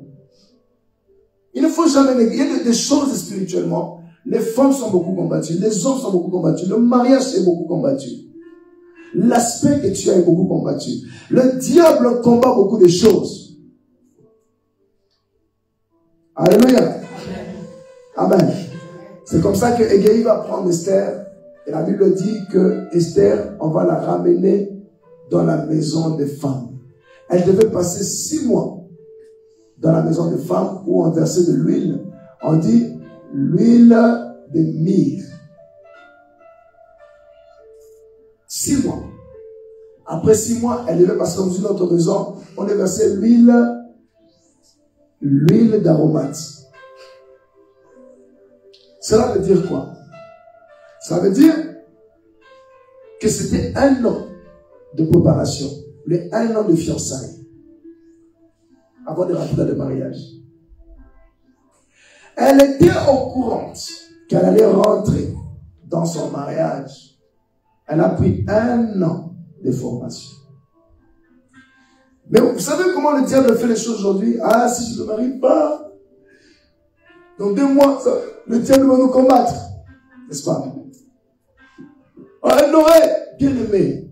Il y a même quelqu'un qui a dit, je suis tellement préparé, j'ai dépassé les 1 an. J'ai fait 12 ans de préparation. 12 ans, je suis prête. Alléluia. Tu es prête, tu es prête. J'ai fait 12 ans déjà, je suis prête. Je suis comme l'enfant dans la tête de sang. J'ai trop perdu de mon temps. Il faut maintenant que je touche Jésus. Je rentre dans mon mariage. Donc, le 1 an est scindé en 6 mois. Premier mois, les 6 premiers mois, le semestre, nous voyons l'huile qu'on appelle l'huile de myrrhe. C'est cette huile-là qu'on avait mis aussi à Jésus-Christ quand Jésus était mort, était venu sur ce monde. On a rapporté l'huile de myrrhe. Quand il est mort sur sa tombe, avant d'aller à la tombe, on lui a donné aussi la myrrhe. La myrrhe est très importante. Dans le monde spirituel, la myrrhe a un rôle très majeur. La myrrhe. Même quand on consacrait les oins, on mettait la myrrhe. C'était un parfum. C'est-à-dire que quand on versait l'huile, c'était l'huile, mais parfumée. C'est-à-dire qu'elle a fait 6 mois dans la maison des femmes où on lui a demandé de prendre soin d'elle. Maintenant, là, ce n'est plus le visage, mais c'est le corps. Prendre soin de sa toilette. On parle de sa toilette. La toilette de l'homme, tout comme la toilette de la femme. Il est important pour une femme d'être bien hygiéniquement et l'homme d'être bien hygiéniquement. Là, je parle comme un grand-père. Alléluia. L'hygiène est importante. D'un homme, tout comme d'une femme, est important. 6 mois dans la maison d'Égéi, la maison royale, on lui donne le parfum, la myrrhe qui est versée sur elle. La myrrhe. La myrrhe. Elle fait la formation pendant 6 mois. Pourquoi? Parce que avant de se présenter devant le roi, il faudrait que le roi, que son cœur batte. Alléluia. Alléluia. Amen. Alléluia. Amen. Pas seulement les femmes, même les hommes. J'ai donné l'exemple, j'ai dit, je suis monté dans la voiture de Papa Jackson. Quand je suis sorti de la voiture de Papa Jackson, je voulais arranger la voiture. Cela veut dire, en d'autres termes, que beaucoup divorcent parce qu'ils n'ont pas été enseignés sur le mariage. Mais si nous sommes enseignés, Dieu peut nous restaurer, nous rétablir tous. 6 mois de formation, l'hygiène, la propreté. 6 mois avec le parfum de myrrhe. Prendre soin de sa toilette. 6 mois avec le parfum d'aromate. Cela fait 12 mois, qui veut dire 1 an. 1 an de formation. Comment devenir une femme de roi. Vous savez, si dans ton esprit tu te dis, mon mari était un roi, je t'assure que vous allez vivre longtemps. Si tu te mets dans ton esprit, tu te dis, mon futur mari, c'est mon roi. Vous savez comment ça va appeler Abraham? Abraham l'appelait comment? Mon Seigneur. Paix à son âme, Papa Mouchebele, lorsqu'il est décédé, j'entendais sa femme dire, mon Seigneur, Dieu est parti, ça m'a touché. Et après, elle est aussi décédée, vraiment, paix à son âme. Elle appelait son mari mon Seigneur. Si tu te prépares à te marier avec un homme ordinaire, vous allez vivre de manière ordinaire. Mais si dans ton esprit te dit, mon mari c'est mon roi. Alléluia. Je veux vivre avec un roi. Je dois me comporter comme une reine à côté de mon roi. Donc je dois faire des choses pour permettre à mon roi d'être heureux. Alléluia. Donc Esther est passée dans la maison d'Hégai. Jésus. 6 mois de formation. Après 6 mois encore, ça fait 12 mois. 1 an de formation pour s'entretenir afin de marier un roi. Ton futur mari n'est pas n'importe qui. Ton mari n'est pas n'importe qui. Ton mari est un roi, tu te dois de bien te comporter. Ta femme n'est pas n'importe qui, ta femme est une reine. Parfois, je pense même qu'il faut aller chercher des égayis. Va voir Égéi pour que l'Égéi t'enseigne. Reste avec quelqu'un. Vous savez, certains disent, oh, les parrains ne sont pas importants. D'accord. Mais vous savez, il y a des parrains qui jouent un rôle majeur. Hein? Un parrain peut jouer le rôle d'Égéi. Un parrain qui est marié depuis longtemps. Pas un parrain qui s'est marié, qui a divorcé. Non. Un parrain qui s'est marié depuis longtemps. Vous voyez comment quand il regarde sa femme dans la joie, tu regardes l'homme, oh, ça vous fait plaisir. Ce sont des gens comme ça qui peuvent vous transmettre rapidement quelque chose. 6 mois, 1 an.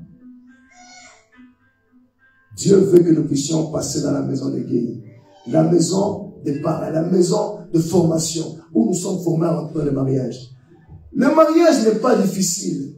Le mariage a des préceptes. Le mariage a des caprices. Si tu respectes les préceptes du mariage, ton mariage va venir. Tu n'auras même pas besoin de faire d'efforts. Est-ce que vous avez vu quelque part, on a dit Esther a gêné? Dans le verset 2. Dans le chapitre 2. Vous avez vu, on a dit Esther a prié en langue. Esther a prié, elle s'est tournée par terre. Ceux qui se tournent par terre sont parfois rebelles et fuient l'école. Esther est passée dans toutes les étapes. C'est comme ça qu'elle n'a pas fait d'effort, mais c'est l'effort qui est venu vers elle. Ah ouais, on va te faire, c'est toi, ouais, on commence à te positionner. Que le Seigneur Jésus de Nazareth puisse restaurer ta vie au nom de Dieu. Ça, c'est un enseignement qu'il faut écrire, ça va aider tout le monde, nous tous. Alléluia. Amen. 6 mois de formation, on dit que c'était la maison d'Égéi. Après cela, regardez ce qui se passe. On dit que Esther devait quitter de la maison des femmes pour aller dans la maison du roi. Donc, elle devait quitter la maison de fiançailles. La maison de fiançailles, c'est quoi? C'est que tu sais que tu vas te marier, mais avant de rentrer dans le mariage, tu fais tout pour être formé même pendant 6 mois, même pendant 7 mois. Parfois, il faut être sage. Que personne ne te mette de la pression. Vous allez vous marier dans combien de temps? Tu dis, bon, vous êtes au mois de janvier, on va se marier au mois de décembre. On va chercher une salle. Mais tu ne dis pas à l'homme que tu dis au mois de décembre parce que tu dois aller te former. Tu lui dis, voilà, on va se marier dans tel mois parce que j'ai besoin de rapidement de comprendre comment il faut vivre dans le foyer. Beaucoup de filles ne sont pas préparées au temps de mariage. Ils rentrent comme des filles dans le mariage. Au lieu de rentrer comme femmes. Au lieu de rentrer comme homme dans le mariage, tu rentres comme un garçon. Parce que tu n'es pas passé dans la maison d'Égéi. Passe dans la maison d'Égéi. Et tu vas rentrer comme une femme dans la maison et tu vas rester. Mais si tu rentres comme une fille, comme un petit garçon, tu auras des problèmes. Voilà pourquoi nous disons au nom de Jésus, selon l'inspiration du Saint-Esprit. Dieu nous enseigne tous que nous devons passer dans la maison d'Égéi, la maison des femmes, ou encore la maison des... Moi je dirais aussi la maison des hommes. Lorsqu'elle a quitté la maison des femmes, pour être dans la maison maintenant du roi, la Bible dit que les femmes sont passées devant le roi Le roi les a regardés. Il a tourné son regard. Maintenant, regardez ce qui joue. Ces femmes ont fait la formation. Les femmes aussi qui ont fait la formation. Certains me diront, mais prophète, ça fait longtemps qu'on suit beaucoup de formations des prêtres. Et les hommes ne viennent pas. C'est vrai. Parce que lorsque les femmes ont commencé à se présenter devant le roi, les rois regardaient et ne prenaient pas. Mais seulement quand Esther est venue, il est resté sur Esther. Vous savez pourquoi? Vous savez pourquoi? Est-ce que je peux expliquer un peu? J'ai parlé du mois de Tébet. Quel est le mois de Tébet? Le mois de Tébet, Tébet signifie bonté. Le mois de Tébet veut dire la saison de la bonté. Tu peux faire une formation, faire tout ce que tu veux, tu es prête. Mais il faut demander à Dieu, Seigneur, quel est le mois où tu approuves que nous puissions rentrer en mariage? Alléluia, regardez un peu.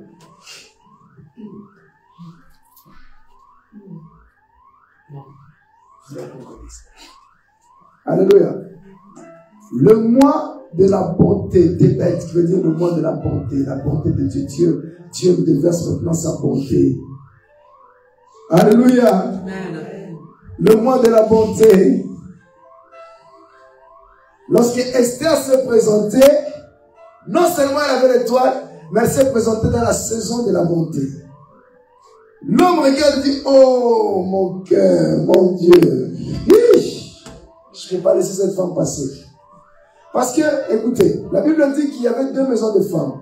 Il y a la maison des femmes qui se sont préparées, ils sont passés devant le roi a refusé, ils sont retournés dans la maison de notre maître. Et lorsqu'ils passent dans la maison de notre maître, la Bible dit qu'ils rentrent dans la maison maintenant des concubines. Mais toi, tu n'es pas une concubine. Tu n'es pas un concubin.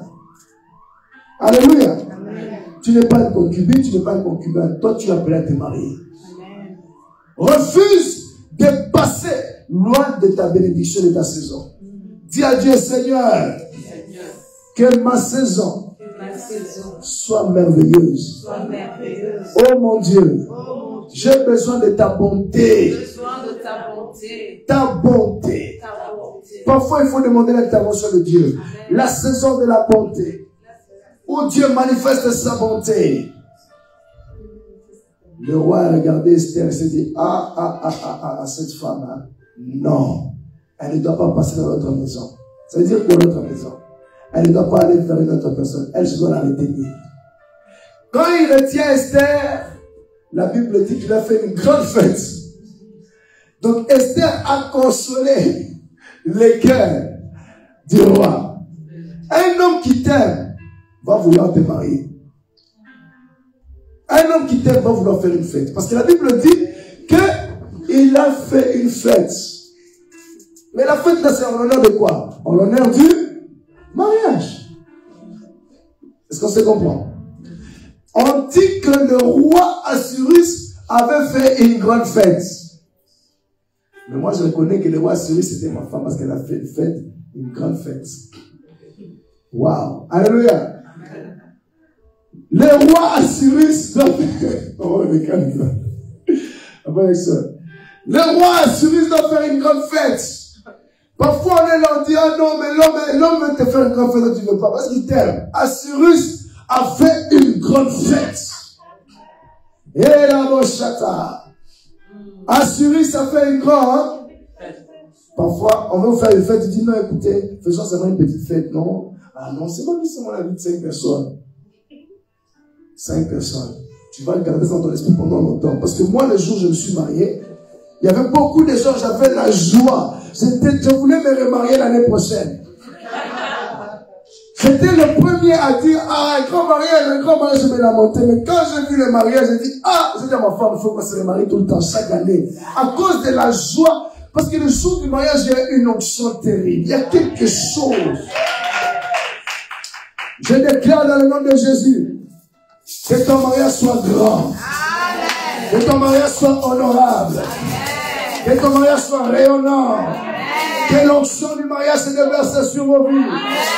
Au nom de Jésus. Amen. Au nom de Jésus. C'est comme ça aussi que nous allons rencontrer le Seigneur Jésus. Dieu nous prépare, n'est-ce pas? Il nous fait rentrer dans plusieurs maisons. Nous sommes l'épouse du Christ. Il nous a lavés, il nous a rachetés, il nous a ramenés dans la maison des Mardochée, l'église, et il nous forme pour être sélectionnés par les rois. Mais maintenant, ceux qui sont partis dans la maison du roi, il le dit, ils allaient dans la maison, dans la deuxième maison. Ils allaient dans la deuxième maison. Ils vont dans la deuxième maison. Si tu étais dans la deuxième maison, la maison, on cite son prénom ici, son nom. Il a un nom. Je vais avoir un peu la définition de ce nom. Je crois que souvent la Bible donne des noms et les noms que la Bible donne parfois sont très prophétiques. Alléluia. Il s'appelle Shamgaza, quelque chose comme ça. On dit, il était maître de la maison des concubines. Quand tu rates ton opportunité, il y a des gens qui ont raté l'opportunité de marier leur homme de la destinée. Je vous dis la vérité. On ne vous ment pas. Oh, ce n'était pas l'homme, c'était l'homme. Mais tu es passé ailleurs. À côté. Mais Dieu va te restaurer. Esther est arrivée dans la maison du roi. Je finis avec ça. Quelle heure il est maintenant? Pardon? 4. Esther est arrivée dans la maison du roi. Quand elle est arrivée dans la maison du roi, son père lui a dit, écoute, ta nationalité, ton origine ne parle pas de ça. Imaginez-vous, ton oncle te dit, ton origine, ta nationalité ne parle pas de ça. Ah, mais comment tu peux me conseiller de ne pas parler de ma nationalité et de mon origine? On dit, ne parle pas de ça. Vas-y, rentre dans le mariage. Rentre, mais ne parle pas. Il y a des choses parfois qu'il ne faut pas révéler, surtout en ce qui concerne son origine. Hein? Il y a des choses qu'il ne faut pas dire par rapport à ton origine. Ça peut te disqualifier. Ta nationalité, ça peut te disqualifier. Mardochée lui a dit, ne parle pas de ça, de ton origine, et tout ça, ne parle pas. Mais plus tard, elle va révéler son origine. Ça veut dire, il y a des choses parfois, tu n'es pas obligé de les dire, mais tu les diras plus tard. Je ne suis pas en train de dire que vous devez cacher les mauvaises choses. L'origine et la nationalité est une bonne chose. Donc il y a des choses qui sont peut-être merveilleuses pour toi, mais pour l'autre, il ne va pas accepter ça.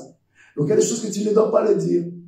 Tu n'as pas péché, c'est merveilleux pour toi. C'est une origine merveilleuse, il y a des choses que tu n'es pas obligé de le dire, mais tu commences à les manifester dans la maison du roi. Assuri, c'était un païen. Maintenant, parlons un peu de ce côté-là. Assuri, c'était pas un chrétien, c'était pas un juif, c'était un païen. Donc si tu vas là-bas, oh non, moi je suis pasteur, je suis saint, je suis ceci, je suis cela, j'ai besoin. Alors que tu as cet homme et l'homme la terre, tu commences à mettre déjà ça, l'homme va partir.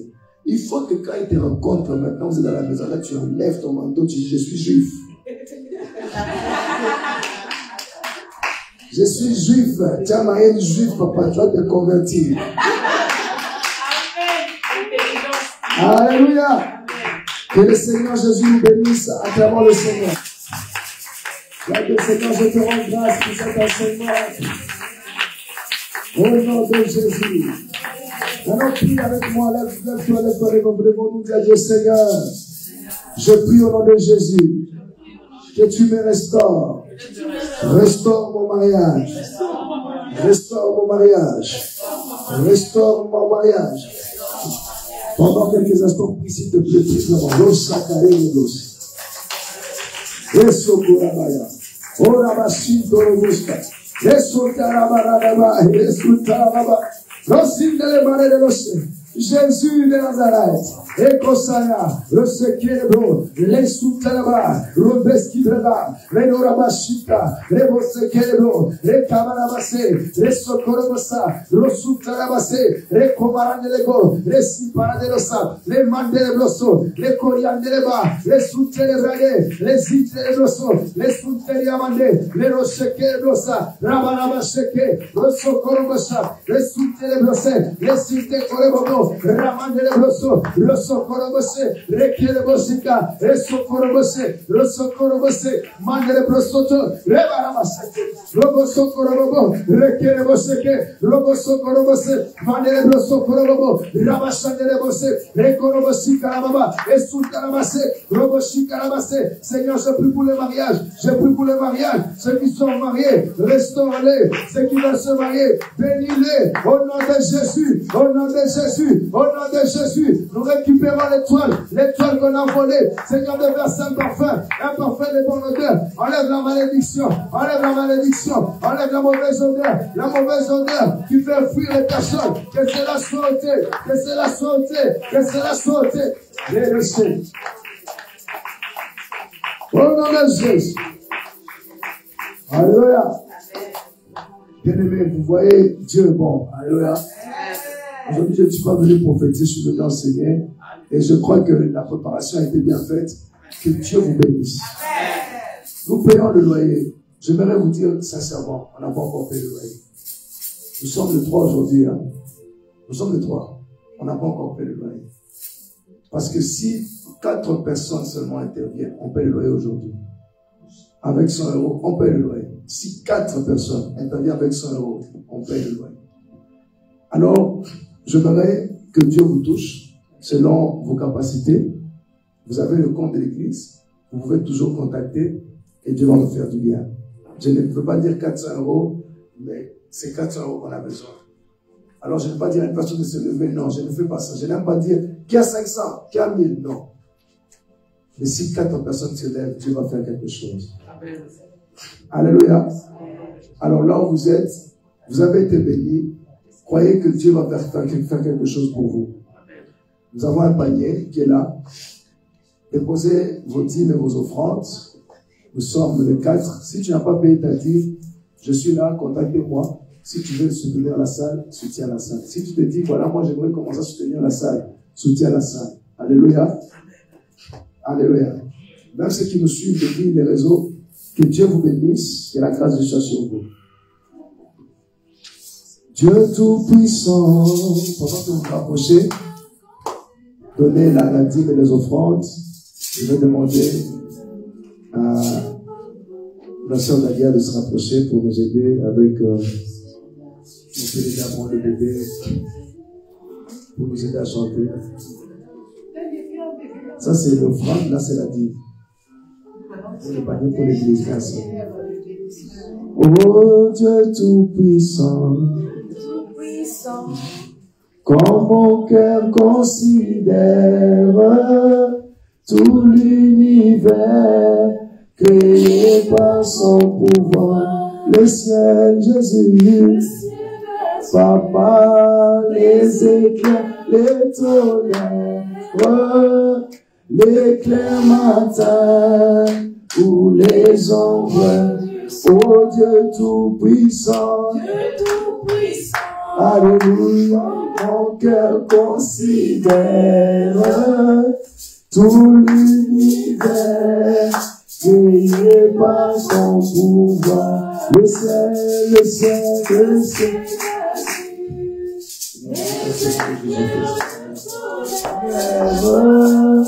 L'éclair matin ou les ombres du soir, de tout mon être, de tout l'être, alors se lève un chant. Dieu Tout-Puissant, Dieu Tout-Puissant, oh Jésus, tu es grand, de tout mon être, alors se lève un chant. Dieu Tout-Puissant, Dieu Tout-Puissant, Jésus, est-ce que la responsable de la chorale permet que la sœur Camille chante aussi? Oui, mais je ne connais pas, je ne savais pas follow. Ok. Hein? Elle ne savait pas suivre. Je ne savais pas suivre. Ok, mais tu peux venir, vous allez chanter ensemble. Seigneur, on va repêcher. Amen. Merci. Bien-aimés, nous finissons avec le chant. Que le Seigneur vous accompagne au nom de Jésus-Christ. Il va nous donner un petit chant. Merci. ton nom soit béni. Amen. On va passer un bon moment dans la présence du Seigneur. Amen. Et on va se réjouir. Amen. Je veux me réjouir dans le Dieu de mon salut. En Jésus. Je veux me réjouir dans le Dieu de mon salut. En Jésus mon roi. Il rend mes Amen. Alléluia. Amen. Le Seigneur. Amen. Ah, bien aimé. On est quand même dans la maison du Seigneur. On dit qu'il y a de la joie dans la maison du Seigneur. Alors on va adorer le Seigneur. Amen. On veut se réjouir. Alléluia, dans le Dieu de notre salut. Je veux me réjouir dans le Dieu de mon salut. En Jésus mon roi. Je veux me réjouir dans le Dieu de mon salut. En Jésus mon roi. Il rend mes pieds semblables à des biches. Il me fait marcher. Il me fait marcher sur mes yeux élevés. L'Éternel est ma force. Il rend mes pieds semblables à des biches. Il me fait marcher. Il me fait marcher sur des yeux élevés. L'Éternel est ma force. Alléluia. Alléluia. Alléluia, Jésus.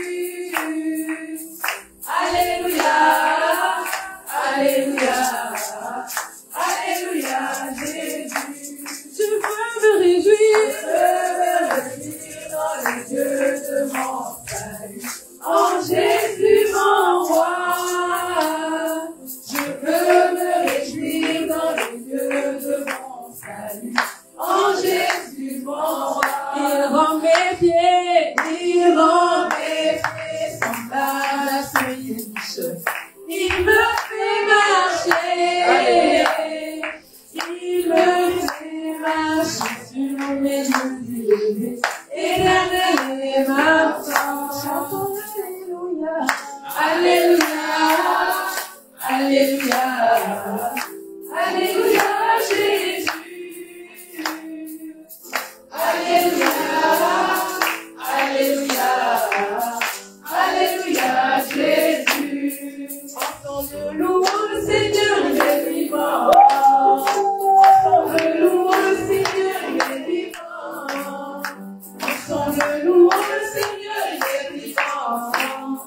Entends le loup, le Seigneur, il est vivant. Entends le loup, le Seigneur, il est vivant. Ensemble louons le Seigneur, il est vivant. Ensemble louons le Seigneur, il est vivant. Ensemble louons le Seigneur, il est vivant.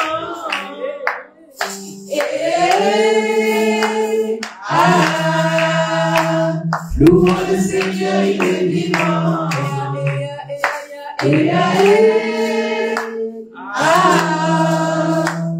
Louons le Seigneur, il est vivant.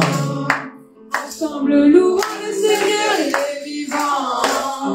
Ensemble, louons le Seigneur, il est vivant. Ensemble, louons le Seigneur, il est vivant. Ensemble, louons le Seigneur,